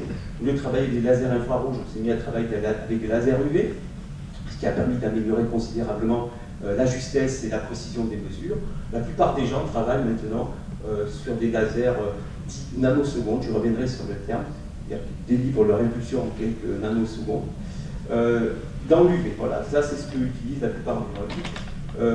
Depuis les années, alors milieu des années 2000, on va dire, une nouvelle génération de lasers est apparue, des lasers femtosecondes, qui délivrent leur impulsion sur un temps beaucoup plus court, et qui permettent d'améliorer considérablement la qualité des mesures. Et donc notamment à Pau, nous avons travaillé sur le développement et la conception de machines laser femtosecondes qui permettent de travailler avec des cadences de tir extrêmement élevées. Vous allez voir qu'on peut mettre ça à profit. Là où les lasers classiques font 10 tirs, 20 tirs par seconde, et bien nous, notre premier prototype faisait 10 000 tirs à la seconde, ce qui était déjà important. Et puis plus récemment, on a développé une nouvelle machine qui permet de tirer jusqu'à 100 000 tirs à la seconde. Alors juste un petit dessin animé pour vous montrer ce qui se passe au niveau d'un pulse 10 nanosecondes, donc 10-9 secondes. Ça paraît très court, hein, notre échelle, c'est 1 milliardième de seconde, c'est très court, mais c'est suffisamment long pour induire des effets thermiques à la surface de l'échantillon. Et donc on voit que l'on a des cracks qui se produisent, on a des particules qui sont émises, ça c'est bien parce que c'est ce que nous voulons faire. Et il y a des petites particules qui nous intéressent, mais il y a par contre des grosses particules. Et ces grosses particules vont avoir du mal à être atomisées dans notre plasma d'argon, je vous disais tout à l'heure, à 10 000 degrés. Donc plus on a des particules fines, et mieux ça va se passer. Au contraire, lorsqu'on travaille avec des pulses extrêmement courts, de l'ordre de la femtoseconde, une femtoseconde, si vous comparez une femtoseconde à une seconde, c'est comme si vous compariez une seconde à 36 millions d'années. C'est 10 moins 15 secondes. Donc là, l'énergie est délivrée aux matériaux sur un temps tellement court que la chaleur n'a pas le temps de diffuser à l'intérieur des matériaux. Et on a une éjection de particules à la surface de l'échantillon. Ça se traduit par le fait qu'on a une ablation qui est quasi athermique, c'est-à-dire qu'on a très peu d'effets thermiques qui se produisent au niveau de l'échantillon. Et en plus, cerise sur les gâteaux, c'est qu'on arrive à avoir des particules beaucoup plus fines que ce que l'on peut avoir avec un laser nanoseconde. Ce qui nous permet d'obtenir de meilleures justesse et précision analytique lorsque les particules sont analysées par notre spectromètre. Voilà, alors, à propos, donc voilà les deux protos que nous avons développés, qui ont reçu plusieurs prix d'ailleurs d'instrumentation. Donc ici, on a un laser qui, notre partie a été de choisir un laser avec un très faible faisceau, tout petit faisceau, donc en fait diamètre 10 microns à peu près, mais que l'on va pouvoir déplacer très très rapidement à l'aide de ces scanners granulométriques et qui va permettre de faire de la mise en forme virtuelle du faisceau. Voilà. Donc là, ces deux lasers sont absolument uniques au monde. Il n'existe qu'à Pau, ils sont 100% aquitaines, puisqu'ils ont été réalisés en collaboration avec deux sociétés basées en Aquitaine. Voilà, donc ces techniques-là permettent d'améliorer la sensibilité, la justesse, la précision, détecter des choses qui sont extrêmement faibles, mais elles n'ont de sens, ces techniques-là, que si elles peuvent être utilisées pour résoudre, ou en tout cas pour aider à comprendre les grands enjeux de société, comme l'environnement, la société, l'archéologie, la criminalistique internationale. Et bien avant d'arriver à l'archéologie, en fait, j'avais déjà exploré différents secteurs de ces grands enjeux de société. Je vais vous en parler, par exemple, la santé. Il se trouve que j'ai une certaine horreur des prises de sang. Les prises de sang, je fous dans les ponts, donc c'est pas bien. Et l'idée a été, avec des collègues espagnols, d'utiliser une autre manière de faire des prélèvements sanguins et d'utiliser que quelques gouttes de sang. C'est-à-dire, en gros, on prend une goutte de sang qui va faire 15 microlitres, on la dépose sur une espèce de papier filtre, comme ça. Et ils disent dans le commerce, c'est des tests, pour ceux qui connaissent les tests de Guthrie qui sont pratiqués sur les nouveau-nés. Et donc, l'idée, c'est que cette goutte de sang, par exemple, une fois qu'elle est déposée, elle peut très bien être d'abord pratiquée par tout le monde, tout un chacun. On peut glisser ça dans une enveloppe et envoyer ça dans un laboratoire. Donc ça, c'est ce qu'on a essayé de développer. Et l'idée, alors là, il y a un petit film qui vous montre comment le laser va fonctionner. Vous allez voir, la goutte de sang va être ablacée. Vous voyez le faisceau laser ici qui ablate la totalité de la surface de la goutte de sang. Alors, il faut savoir que la goutte de sang ici, ça fait à peu près 6 mm. Un faisceau laser, normalement, fait à peu près 10 microns. Et donc là, on a exploité la très haute cadence de tir de notre appareil pour pouvoir avoir une ablation relativement rapide. Et on voit le signal qui est ici et qui nous permet de trouver les concentrations des éléments traces qu'il y avait dans ce sang. Des concentrations qui sont quand même à des niveaux qui peuvent atteindre des niveaux extrêmement bas. Et on a des limites de détection qui sont de l'ordre de quelques nanogrammes par kilogramme. Donc c'est extrêmement bas en termes de limite de détection. Une autre application, c'est sur en environnement, notamment sur le suivi de la migration des poissons. Vous savez que vous savez peut-être pas, mais certains savent peut-être que les poissons ont dans leur cerveau une petite pierre qui s'appelle un otolithe, un carbonate, qui lui sert à savoir s'il penche d'un côté ou de l'autre, à se repérer dans l'espace en quelque sorte. Il se trouve que ce carbonate-là, de la même manière que les spéléothèmes, va enregistrer la signature chimique des masses d'eau dans lesquelles le poisson est passé. Alors ça nous intéresse beaucoup au laboratoire, notamment sur plein de poissons, saumon, merlu, anguilles, etc., tous les poissons migrateurs, parce que ça nous permet de savoir où le poisson est véritablement passé. Donc ça nous permet de comprendre les processus de migration du poisson, de gérer les stocks, etc. Et donc par exemple, avec des collègues amazoniens, on a pu déterminer que le Brachypatystoma, c'était un énorme poisson, comme ça, c'est pas un poisson à pattes, c'est simplement le bonhomme là qui porte le poisson, vous voyez, une sorte de gros poisson-chat, était le plus grand champion du monde, on va dire, des migrations en eau douce, puisqu'en fait, il descend la cordillère des Andes pour aller se reproduire au niveau de l'embouchure de l'Amazonie, donc c'est à peu près 8000 km. Voilà, alors, petit à petit, sans le savoir, on se rapprochait de l'archéologie. Il se trouve que j'ai, depuis 12 ans maintenant, une collaboration très forte avec la direction des applications militaires à Bruyères-le-Châtel, avec Fabien Pointurier, parce que justement, il se trouve que dans le monde, vous le savez certainement, il y a certains pays qui essaient d'enrichir de l'uranium à des fins plus ou moins avouables. Certains s'en cachent, d'autres ne s'en cachent pas. Le problème, c'est que avoir accès aux installations, dans ces pays qui sont complètement fermés, comme la Corée du Nord par exemple, c'est absolument impossible. Donc, les inspecteurs IAEA, qui est l'autorité de contrôle de l'énergie nucléaire, ne va pas pouvoir avoir accès aux installations pour vérifier. Et donc, l'idée, c'est d'essayer de récupérer des particules, quelque part, soit autour du pays, aux frontières, des particules atmosphériques ou des choses comme ça, et de faire les analyses de ces particules. Ce qui est pratiqué jusqu'à présent, c'est que on récupère des particules et puis on met tout ça en solution, et puis on essaie de mesurer la composition isotopique de cet uranium. Le problème, c'est que si vous avez une seule particule qui est enrichie isotopiquement, qui trahirait une activité illégale, c'est de mélanger parmi toutes les autres, des milliards d'autres particules, on ne verra plus rien, on peut chercher une aiguille dans une boîte de foin.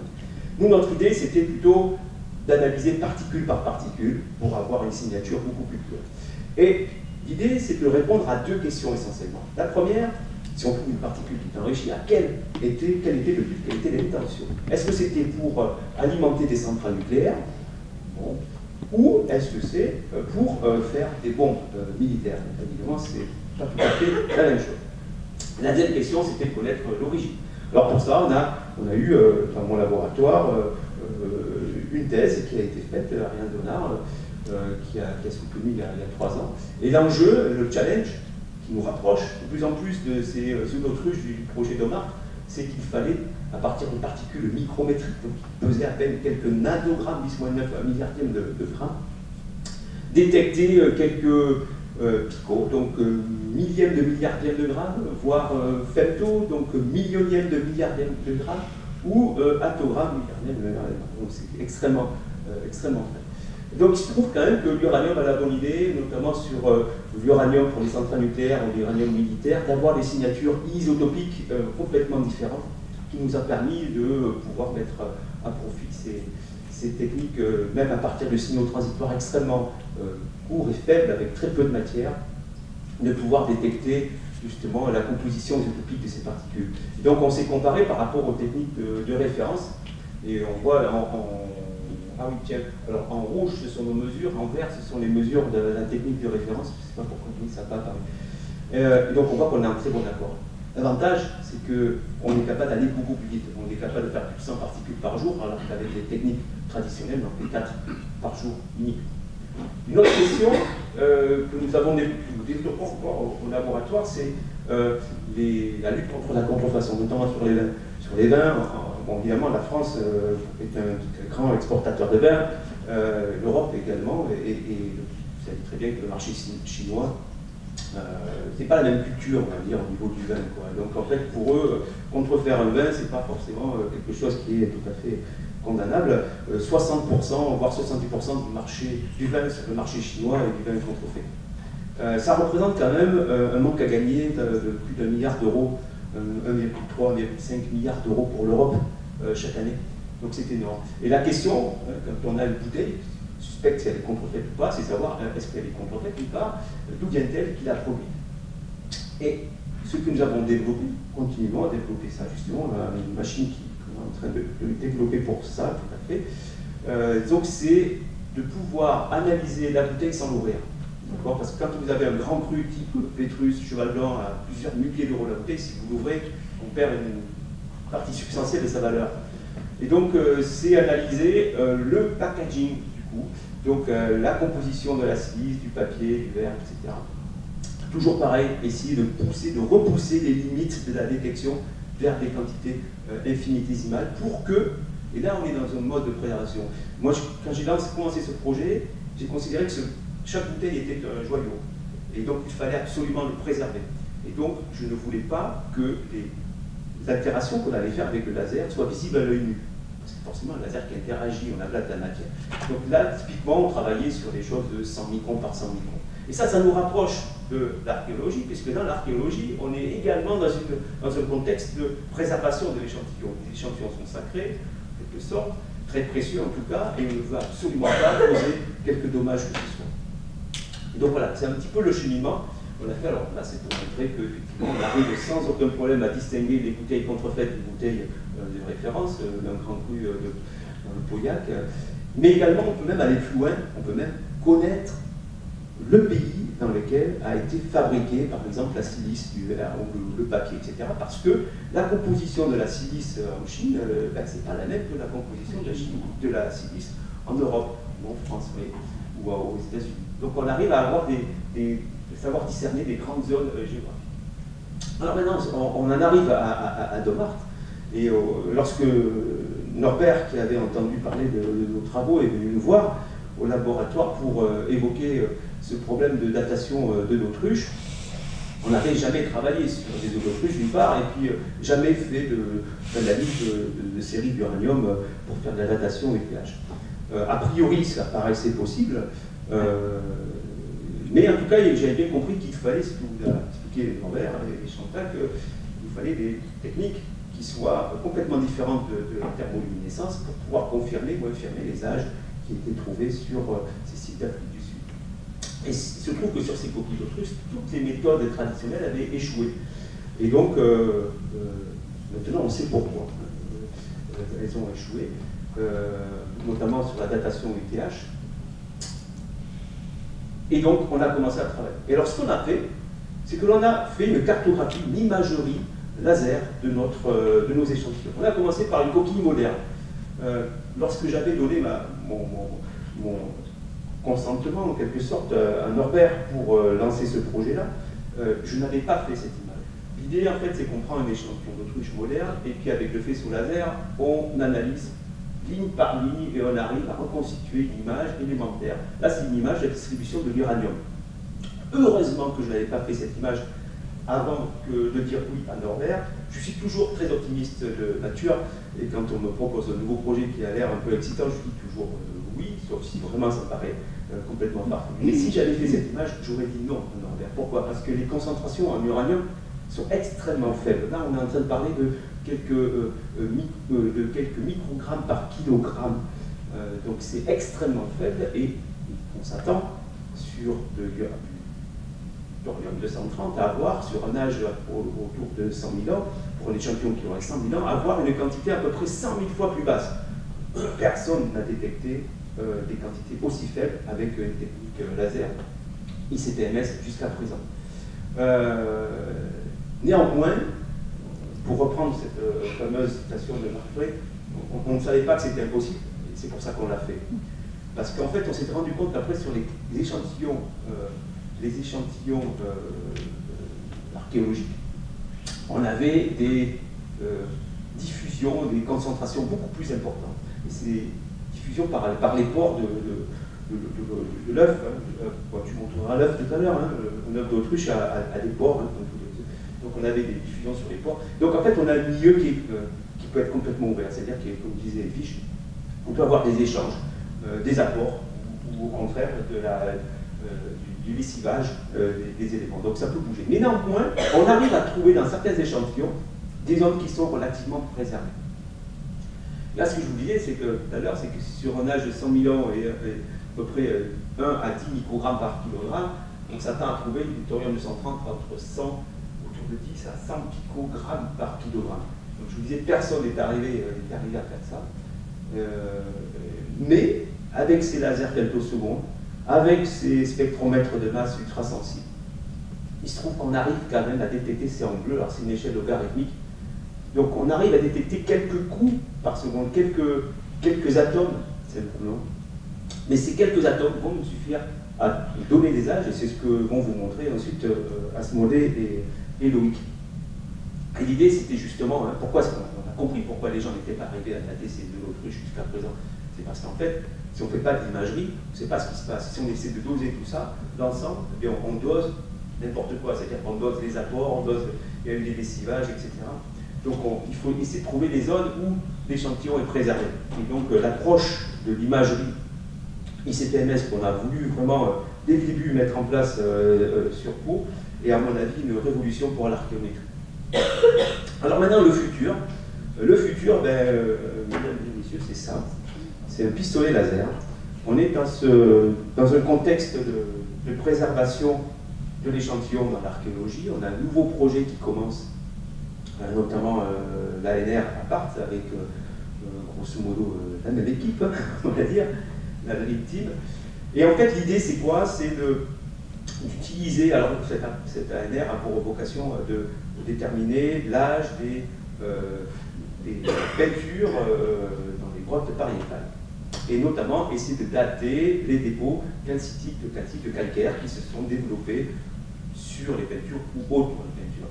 Évidemment, comme on est dans un mode, on s'est placé en mode de préservation absolue de l'échantillon, notre idée est de faire un échantillonnage, un micro-échantillonnage avec un pistolet laser que nous venons de recevoir et que nous allons maintenant modifier pour pouvoir l'utiliser afin de récupérer les particules qui vont être émises à l'échelle de la grotte. Donc l'idée c'est récupérer des particules sur un site, donc directement dans la grotte. On récupère les particules, on amène ces particules au laboratoire et on les analyse avec nos échantillons, nos spectromètres ultrasensibles. Voilà, ça c'est un des prototypes sur lesquels nous sommes en train de travailler. Très prochainement, il y aura une autre cellule et ça va être testé très rapidement, j'espère, au mois de septembre. Donc voilà, alors est-ce que c'est réel? Est-ce que c'est réaliste de pouvoir imaginer un laser pour échantillonner dans une grotte de manière à ce que l'on ne voit pas? L'idée, c'est de ne pas voir la dégradation qui sera l'altération qui va être apportée sur la grotte. C'est-à-dire, pas voir, c'est-à-dire à l'œil nu. Donc, vous verrez avec Asmodée que la masse de thorium requise, vraiment le minimum qu'il nous faut pour donner un âge, bon, évidemment avec une certaine précision, on va commencer à donner un âge, c'est autour de 2 attogrammes de matière, de thorium de 130. Sur les grottes, on a à peu près minimum 150 pp, donc microgrammes par kilogramme, ça peut monter plus haut. Et si on prend cette hypothèse-là, à peu près 150 microgrammes par kilogramme, avec un âge de 58 ans, la masse de carbonate de calcium qui serait nécessaire est inférieure à 3 microgrammes, ce qui représente à peu près 1 nanolitre, c'est très très faible. Et ça représente en termes de dimension, une dimension de l'ordre 100 microns par 100 microns par 100 microns. Ça, je défie qui que ce soit, de pouvoir déterminer, de pouvoir le distinguer à l'œil. Voilà. Et si on veut un peu plus de confort, on peut faire des trous un tout petit peu plus gros, mais qui resteront quand même extrêmement faibles, très largement inférieurs du millimètre. Et donc voilà, ça c'est le futur. Et on se reverra peut-être dans 2 ans pour en reparler. Voilà, merci. À l'origine, je viens du monde de la datation par luminescence, mais j'ai commencé à travailler sur les œufs d'autruche il y a pas loin de 4 ans maintenant. Ouais, c'est ça. Et donc, du coup, grâce à l'aide d'Edwige et Christophe, je suis à peu près compétent en datation uranium-thorium et en spectrométrie de masse, auquel j'apporte ma propre expérience en analyse d'image. Et donc, c'est ça que je vais vous présenter maintenant. Donc, on a vu que pour dater nos œufs d'autruche, donc vous avez des exemples de quelques coquilles gravées ici. Je vous rassure, on ne va pas s'attaquer aux échantillons gravés, on prend des échantillons non gravés pour faire toutes nos mesures. Les échantillons gravés restent dans les musées. Donc ce qu'on va avoir besoin, c'est de mesurer différents isotopes de l'uranium et du thorium dans nos coquilles. Alors, on a des équipements très sensibles, mais qui ont quand même des limites. Donc la première étape, ça va être de vérifier les teneurs en uranium et thorium qu'on va retrouver dans nos coquilles. Ensuite, il va falloir déterminer comment est-ce qu'ils sont répartis. Est-ce qu'il y a des zones plus intéressantes où il va falloir mieux regarder, ou d'autres zones où on ne peut pas faire la mesure pour une raison ou pour une autre.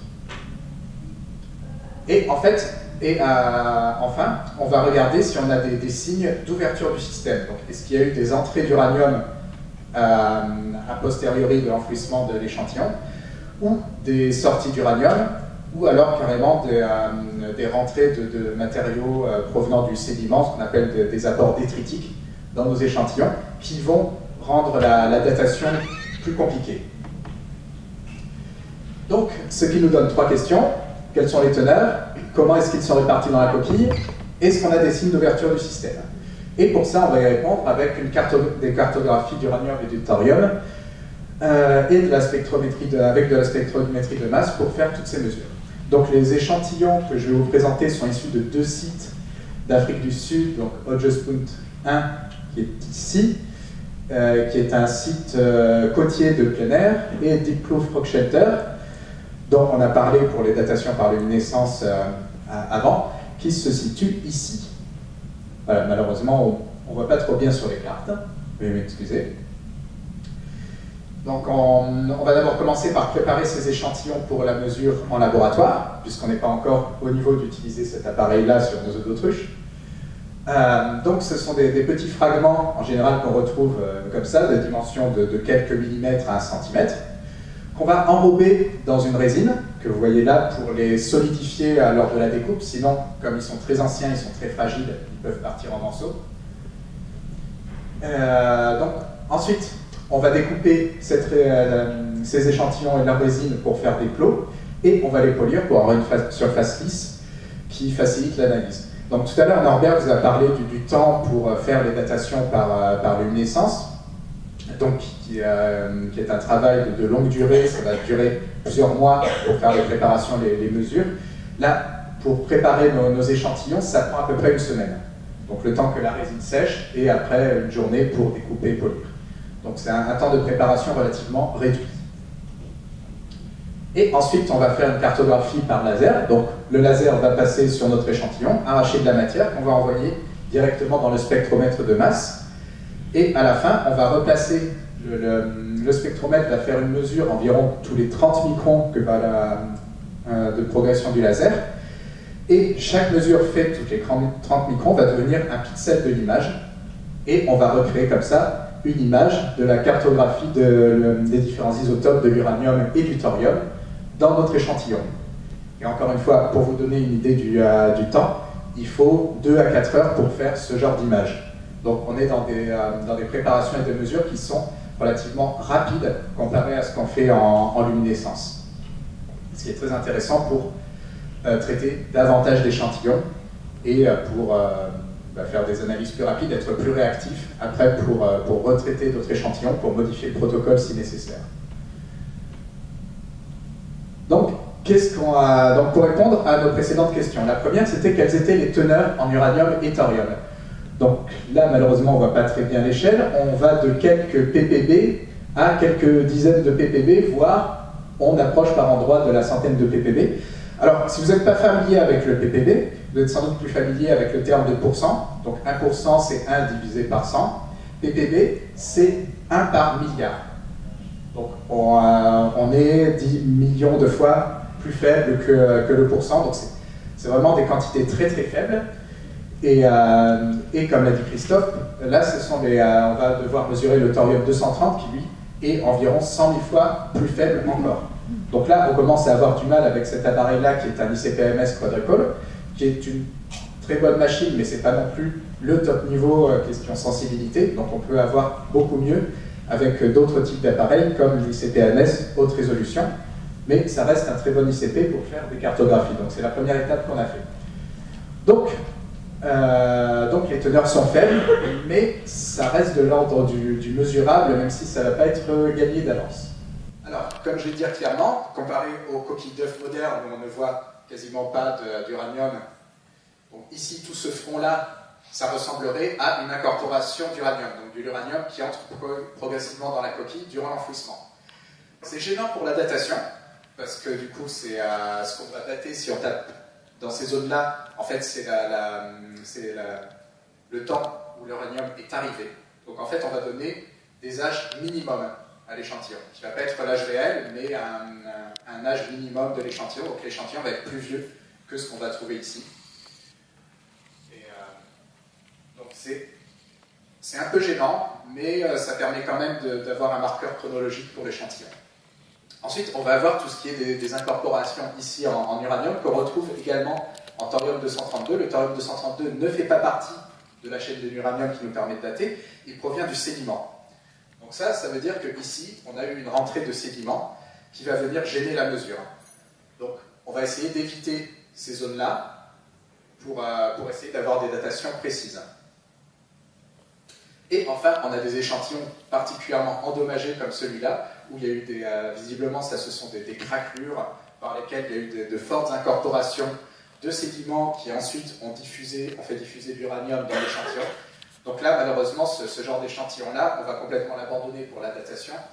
Il est beaucoup trop endommagé, le système est complètement ouvert, donc on ne va pas pouvoir en tirer grand-chose. Et enfin, on a le cas particulier des échantillons fortement brûlés. Donc on voit ici, donc il est très noir comparé à une coquille elles sont toutes globalement chauffées. Elles sont chauffées par accident en fait. Au bout d'un certain temps, les hommes préhistoriques utilisaient les coquilles comme récipients. Au bout d'un moment, comme une assiette, ça peut finir par casser. Les fragments restent sur le site, et comme ils allument des foyers qui déplacent d'endroit par endroit, les coquilles finissent par se retrouver dans plus ou moins loin d'un feu, et finissent soit chauffées, soit calcinées quand elles sont très près du feu. Donc elle paraît un peu plus fine, tout simplement parce que la zone des cônes, donc la zone très minéralisée, se détache à la chauffe. Il ne reste que la palissade. C'est ce qu'on a observé en reproduisant ça sur des coquilles modernes. On les a chauffées à plus de 500 degrés, et on a observé qu'il ne restait que la zone de la palissade qui est noircie, et la zone des cônes se détache et tombe en poussière, ce qu'on voit ici en débris. Et ce qu'on va observer dans ces coquilles de brûlés, c'est des niveaux d'uranium et de thorium similaires à ce qu'on a dans les coquilles modernes. C'est-à-dire que ces échantillons sont beaucoup plus fermés que les coquilles non calcinées, comme ça, où on a des incorporations visibles d'uranium. Et donc potentiellement, ce sont des systèmes totalement fermés. Donc ce qui est vraiment très intéressant pour la datation. On va voir tout à l'heure qu'ils ne sont pas en fait totalement fermés quand on mesure avec un appareil encore plus sensible et qu'on voit différents niveaux d'uranium à l'intérieur. Reste qu'on va se focaliser sur ces échantillons calcinés pour faire nos datations. Donc du coup, on a vu que ces échantillons sont particulièrement difficiles, et on peut comprendre déjà à la vue de ce genre d'échantillon que si on applique on va dire un protocole assez classique de broyer l'échantillon et le passer en poudre, en fait, on va mettre absolument tout, donc les zones qui sont à peu près fermées et conservées, les zones où il y a une incorporation, les zones potentiellement polluées par du sédiment, on va tout mettre ensemble, et au final, on ne sait pas exactement ce qu'on va dater. Donc on ne peut pas appliquer cette méthode sur nos échantillons. Donc ensuite, on a vu que les teneurs sont très faibles et vont demander un appareil beaucoup plus sensible, donc on va passer sur un ICTMS haute résolution. La répartition de l'uranium et du thorium reflète la structure des coquilles, donc les différentes zones, cônes, palissades, pores. Donc avec de la pollution détritique à certains endroits.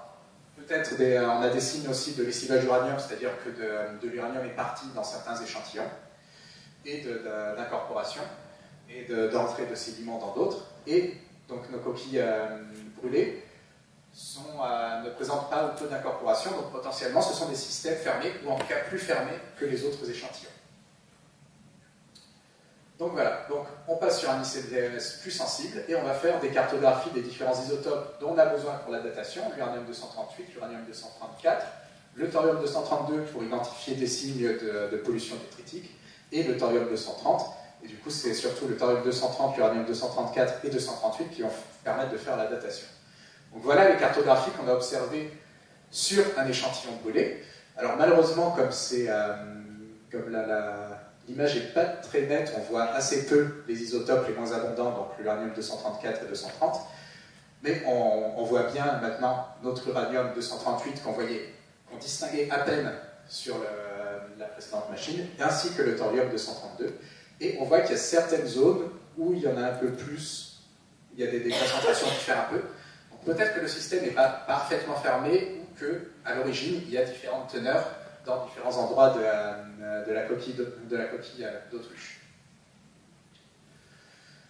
Donc, maintenant, ce qu'on va faire, c'est qu'on va utiliser des procédés d'analyse d'image pour identifier nos zones d'intérêt. Donc, la première étape, ça va être d'éliminer tous les petits points très forts, avec du thorium-232 en très forte concentration, puisqu'on va considérer que ce sont des particules sédimentaires ou des particules de poussière qui se sont mis là et qui gênent notre mesure. Donc on va identifier sur l'image toutes ces zones-là et on va créer une sorte de filtre pour les exclure. Ensuite, deuxième étape, on va regarder les zones avec différentes concentrations d'uranium et essayer de regarder s'il y a eu un lessivage, un départ d'uranium.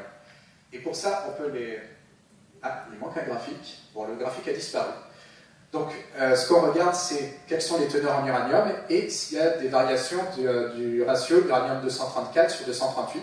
Parce qu'on sait que de manière classique, quand il y a un lessivage, l'uranium-234 part plus vite que l'uranium-238. Et c'est ce qu'on a observé dans les deux petites zones ici de faible concentration en uranium. Donc potentiellement, ces deux zones ont subi un lessivage et ne vont pas permettre de dater. Donc on va également les exclure de l'analyse. Et enfin, on va regarder différentes zones où on a des ratios de thorium et d'uranium différentes qui peuvent éventuellement correspondre à différents phénomènes d'incorporation. Donc on va appliquer un filtre pour les faire mieux, pour les faire davantage ressortir, et on va les isoler. Donc voici différentes zones où on observe des ratios entre thorium et uranium différents, et on va aller analyser chacune de ces zones indépendamment pour faire nos mesures et faire nos calculs d'âge. Bon, on va combiner ces trois filtres qu'on a obtenus en un seul, et ensuite, ces différentes zones, on va les utiliser comme des calques et les appliquer à nos différentes images pour compter et mesurer et faire les ratios d'isotopes sur chacun des échantillons. Et avec ça, on va être capable de calculer les âges, mais ceci c'est pour la prochaine présentation. Donc je vous remercie de votre attention.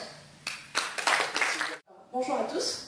Moi, je suis Yasmine Degali et les travaux que je vais vous présenter là, donc, ce sont les résultats de l'ANR de Marthe, ANR à laquelle j'ai pu prendre part lors de mon stage de fin de master et pendant mes quelques premiers mois de thèse.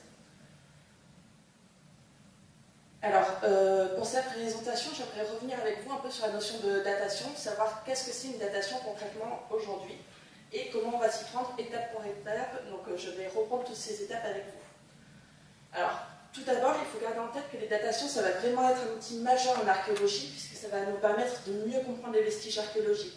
Puisque ces vestiges, en général, ne sont pas très nombreux, on va essayer de les faire parler au maximum et tirer un maximum d'informations de ces vestiges. La datation va être une information qu'on va pouvoir en tirer. Donc, par datation, on va penser à plusieurs étapes, c'est-à-dire le terrain, les prélèvements, la préparation des échantillons, l'optimisation en même temps des expérimentations, afin, dans notre cas, de pouvoir appliquer le micro-échantillonnage par ablation laser et l'analyse à ces échantillons. Il faudra bien sûr valider le protocole, prouver que ce qu'on détecte est vrai et savoir si c'est précis ou non. On va mettre en place un traitement des données adapté afin d'obtenir des résultats et de pouvoir interpréter ces résultats. Ces interprétations seront bien sûr à mettre en lien avec le terrain qu'on avait fait au tout départ pour mieux comprendre le site archéologique. Donc la datation, ça va vraiment être une étude interdisciplinaire parce qu'on va s'intéresser à la fois à l'archéologie pure, donc à savoir pourquoi et comment les sociétés passées ont évolué, mais aussi à la physico-chimie des matériaux anciens pour savoir quelles informations on peut essayer d'aller chercher dans ces matériaux. Alors, la première étape, celle du terrain. Donc on prend notre petit sac à dos, on prend l'avion et on va aller directement sur le terrain. Là, par exemple, le site des Rock Shelter. Là-bas, on va aller rencontrer les archéologues en charge du site et on va aller étudier le terrain, voir à quoi il ressemble, se familiariser avec lui, pour essayer de mieux le comprendre, savoir si les vestiges archéologiques, par exemple, ont bougé ou non, si la stratigraphie a bougé, est-ce que le terrain a connu de l'humidité, est-ce qu'il y a eu des mouvements d'eau. Ce sont toutes ces questions qu'on va se poser une fois là-bas. Une fois là-bas aussi, on va pouvoir choisir de faire des prélèvements. Quels prélèvements faire, toujours en accord avec les archéologues en charge du terrain, enfin du site, pour essayer de prendre les matériaux et les vestiges qui vont nous donner le plus d'informations, ou en tout cas les meilleures informations. Une fois qu'on est allé sur le terrain, donc on va ramener nos échantillons avec nous et les préparer. Alors, je vous ai ramené quelques échantillons qu'on a pu ramener soit d'Afrique du Sud, soit il y en a qui viennent du Proche-Orient, si je crois. Donc je vous les fais circuler, j'ai noté à chaque fois dessus ce que c'était. Donc là, c'est pour bien vous rendre compte de la taille des échantillons auxquels on s'intéresse et à quoi ça ressemble concrètement. Donc il y en a de différentes sortes. Il peut y avoir des biominéraux, donc des minéraux qui vont être formés par des êtres vivants, comme des coquilles d'escargots géants, ici. Pour vous donner une idée, un escargot géant, c'est une coquille qui fait cette taille environ. Donc ça peut être des coquilles d'escargots géants, des coquilles d'œufs d'autruche, comme on vous les a présentées auparavant. Pourquoi pas des dépôts de calcite à la surface, là par exemple par silex, ou encore des dents, ici une dent d'herbivore. Pour cette étude, nous on a fait le choix de mettre ces échantillons en résine, comme vous le voyez ici, afin de pouvoir les solidifier. Si on veut les solidifier, c'est tout simplement pour pouvoir aller les découper en tranches, donc comme un gâteon, on coupe plusieurs tranches dedans, pouvoir aller étudier directement ici. Donc c'est des tranches de coquilles d'escargots géants, mais on fait les mêmes tranches avec des coquilles d'œufs d'autruche. Ici, alors, vous les voyez peut-être pas super bien, mais ce sont des coquilles d'œufs d'autruche, justement, qui viennent toutes du site de Tiklouf Rock Shelter, donc qui viennent du même site, des mêmes couches stratigraphiques, mais qui vont présenter des états, des dégradations différentes. Ici, on parlait de coquille chauffée. Cette coquille a très bien été chauffée puisqu'elle est toute noire, donc ça va être une coquille qui va nous intéresser. Mais par contre, il y a quelques fissures ici auxquelles il faudra faire attention lorsqu'on fera les cartographies isotopiques sur cette coquille. Là, vous avez une autre coquille qui, ici, a été moins chauffée et presque crue. Vous voyez des parties très claires.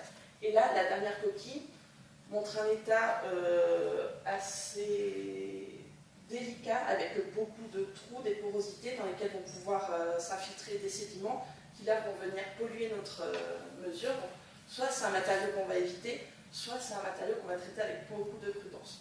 Quoi qu'il arrive, les observations qu'on va faire ici seront à mettre en perspective avec les cartographies qui vont être faites sur l'échantillon ensuite. Donc, en parlant de cartographie, on vous a déjà présenté le principe, très très simple. Donc ici, le laser vient balayer l'échantillon de gauche à droite. La matière est tablatée, elle est mise en suspension et emmenée par un gaz vecteur directement vers l'ICPMS. Donc moi, c'est un ICPMS haute résolution, celui de Beau, que j'ai utilisé.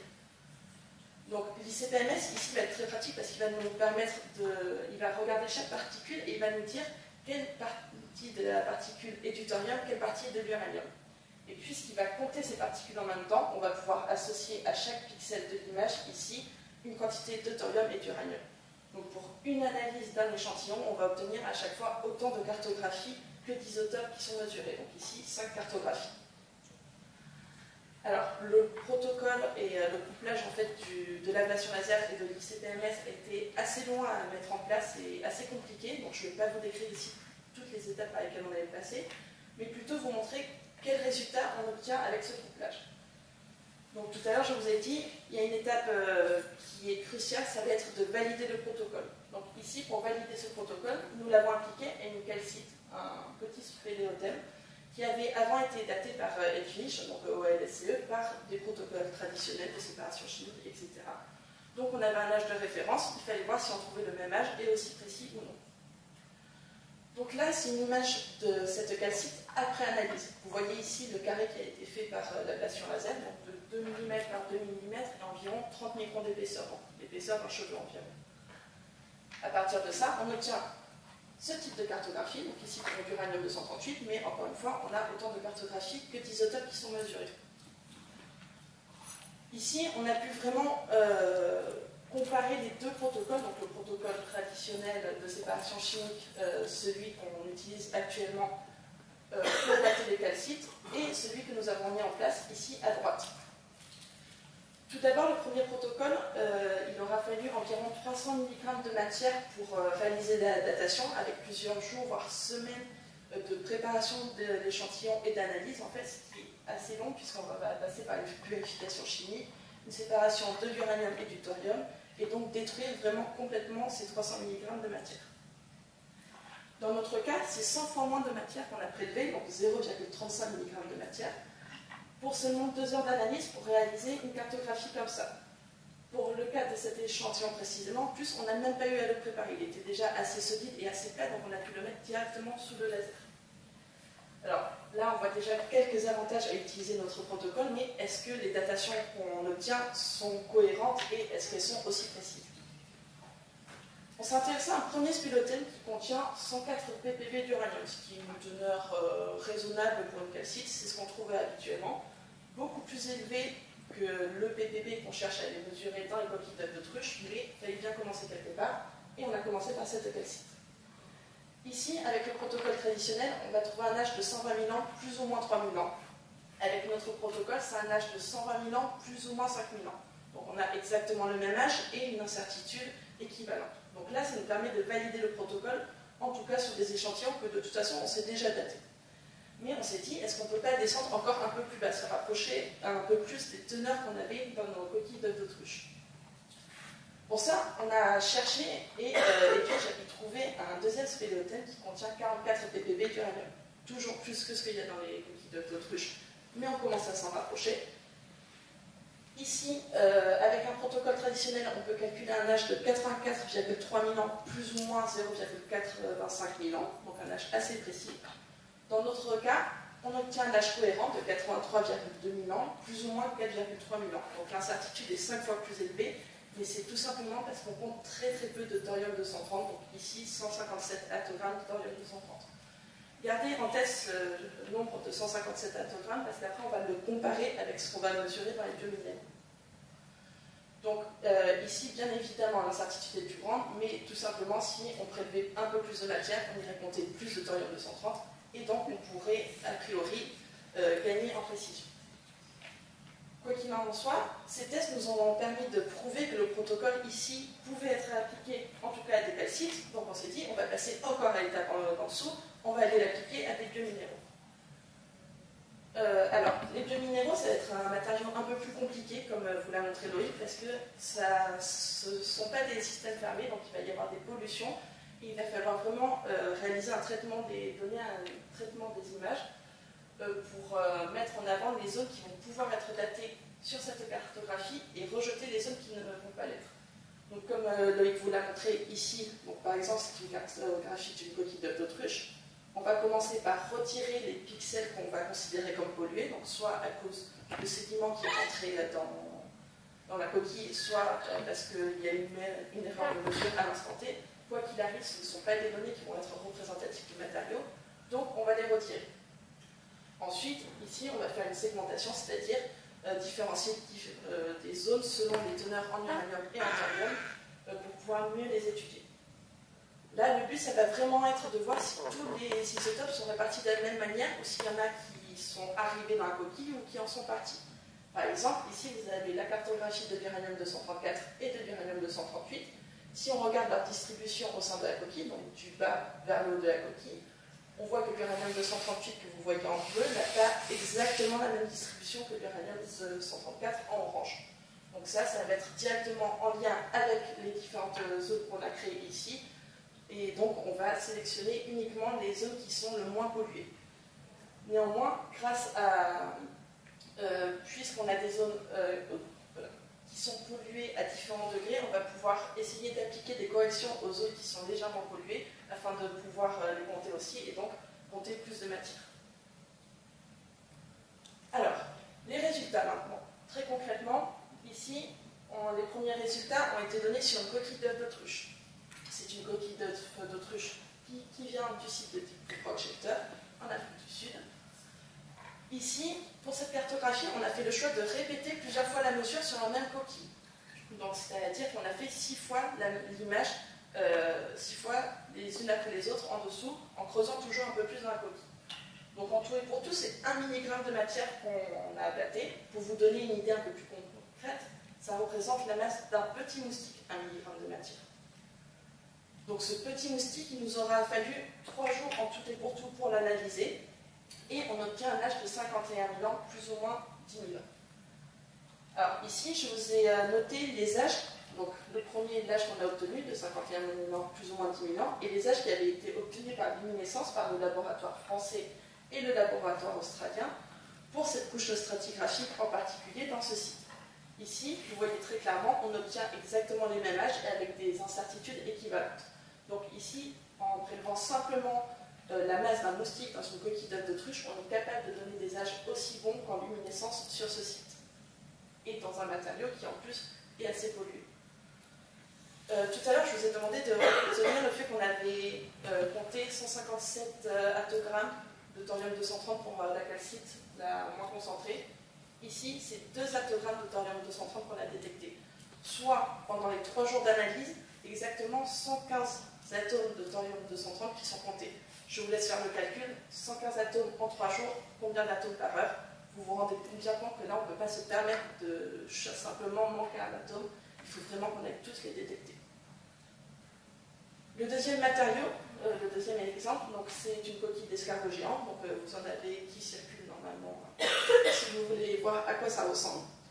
Donc ici, simplement grâce à la cartographie, on voit bien que le matériau est vraiment très différent. Chaque minéraux va avoir un comportement différent par rapport à l'uranium et le thorium. Ici, c'est une coquille qui a priori est faite de différentes couches qui vont plus ou moins bien fixer l'uranium, et donc ça explique pourquoi on a ces différentes teneurs. Ici, on a réalisé une seule analyse de cette coquille, donc on a prélevé vraiment très peu de matière, 0,08 mg. Donc là, on doit être sur la jambe du moustique à peu près. Mais malgré tout, ce peu de matière nous suffit à dire que les isotopes sont répartis à peu près de la même façon au sein de toute la coquille, donc ce matériau n'a pas été pollué, et qu'il n'y a pas eu de lessivage non plus. Et ça va nous permettre de calculer un âge de 114 000 ans, plus ou moins 30 000 ans. Alors, plus ou moins 30 000 ans, on est d'accord, c'est une incertitude qui est énorme encore pour le moment, mais tout simplement dû au fait qu'on a mesuré très très peu de matière. Encore une fois, pour la coquille d'avant, on avait fait 6 fois l'analyse. Vous imaginez bien que ici, si on répète 6 fois l'analyse aussi, on obtiendra une incertitude déjà beaucoup plus raisonnable. Néanmoins, quoi qu'il arrive, je vous ai mis ici des datations qui ont été faites sur le même site par luminescence sur des feldspaths, et on voit ici que les deux datations sont encore une fois cohérentes. L'uranium et le thorium qu'on mesure va être l'uranium et le thorium qui est venu après que la dent ait été créée. Donc ça va nous donner un âge minimum, mais on ne va pas dater la dent en tant que telle. Jusqu'à présent, on n'arrive pas à mesurer les teneurs en uranium et en thorium dans les mailles, parce qu'elles sont tellement faibles qu'aujourd'hui on ne les détecte pas. Je vous dis qu'on ne les détecte pas, j'aurais dû vous dire qu'on ne les détectait pas, puisque ici, avec l'instrumentation qu'on utilise, l'ablation laser femtoseconde et l'ICP-MS haute résolution, on a pu ici aller mesurer des taux dans les mailles que vous voyez enfoncées presque en noir. Évidemment, ce ne sont que quelques atomes, mais comme on l'a vu avant, quelques atomes peuvent suffire maintenant à donner une datation. Donc là, vous voyez bien la dentine ici, avec les teneurs les plus élevées en thorium et en uranium, et les mailles avec des tissus qui semblent plus préservés. Donc cette dent, on a vraiment eu de la chance parce qu'en plus elle était en très bon état de conservation, ce qui fait qu'on a pu calculer un âge de 73 000 ans, plus ou moins 3 000 ans, avec seulement 0,02 mg de matière à dater. Donc là, on doit être sur le pied du moustique tout simplement. Mais voilà, vu qu'elle était en très bon état, on peut avoir un âge très précis. Alors bien sûr, l'âge est à vérifier en multipliant encore une fois le nombre d'analyses sur la même. Alors pour conclure, j'aimerais juste réinsister sur le fait que le protocole que nous avons mis en place est uniquement microdestructif, donc ça va nous permettre d'échantillonner de très faibles quantités et donc avoir un échantillonnage très peu invasif. Ici, puisqu'on a besoin de très peu de matière, on va pouvoir répéter l'analyse plusieurs fois, plein de fois sur le même échantillon, afin de gagner en précision et être sûr de nos mesures. Là, on a fait le choix d'approcher l'échantillon à travers de l'imagerie, ce qui nous permet de mettre en avant les hétérogénéités à l'échelle de quelques microns, donc à l'échelle d'un cheveu. Et ça, contrairement aux analyses par protocole chimique qui sont actuellement appliquées très largement, en général, plutôt sur des calcites. L'imagerie, ça va aussi nous permettre de détecter des zones contaminées et ici sélectionner les zones qui sont le plus susceptibles de nous donner une datation juste. Là, la grande sensibilité qu'on a atteinte avec l'ablation laser femtoseconde et les ICP-MS haute résolution vont nous permettre d'aller chercher des niveaux vraiment très bas en thorium 230, notamment donc quelques satogrammes seulement dans très peu de matière. Donc ici, vraiment, chaque atome va avoir son importance. La mesure se fait, mais elle est compliquée à mettre en place et il faut vraiment faire attention à chaque étape du processus de ne jamais polluer l'échantillon. Quoi qu'il en soit, au vu des résultats qu'on a obtenus ici, ça nous laisse la possibilité, ça nous offre la possibilité d'envisager d'appliquer ce même protocole à de nouveaux échantillons, à toutes sortes de carbonates, aussi petits soient-ils, des carbonates qui jusqu'à présent étaient mis de côté par les archéologues, on ne s'y intéressait pas trop, alors qu'ils sont pourtant très présents sur les sites d'archéologie. Donc maintenant, on peut envisager d'aller les dater, et ce pour des périodes allant jusqu'à 450, voire 500 000 ans. Je vous remercie de votre attention. Si vous avez des questions, je me ferai une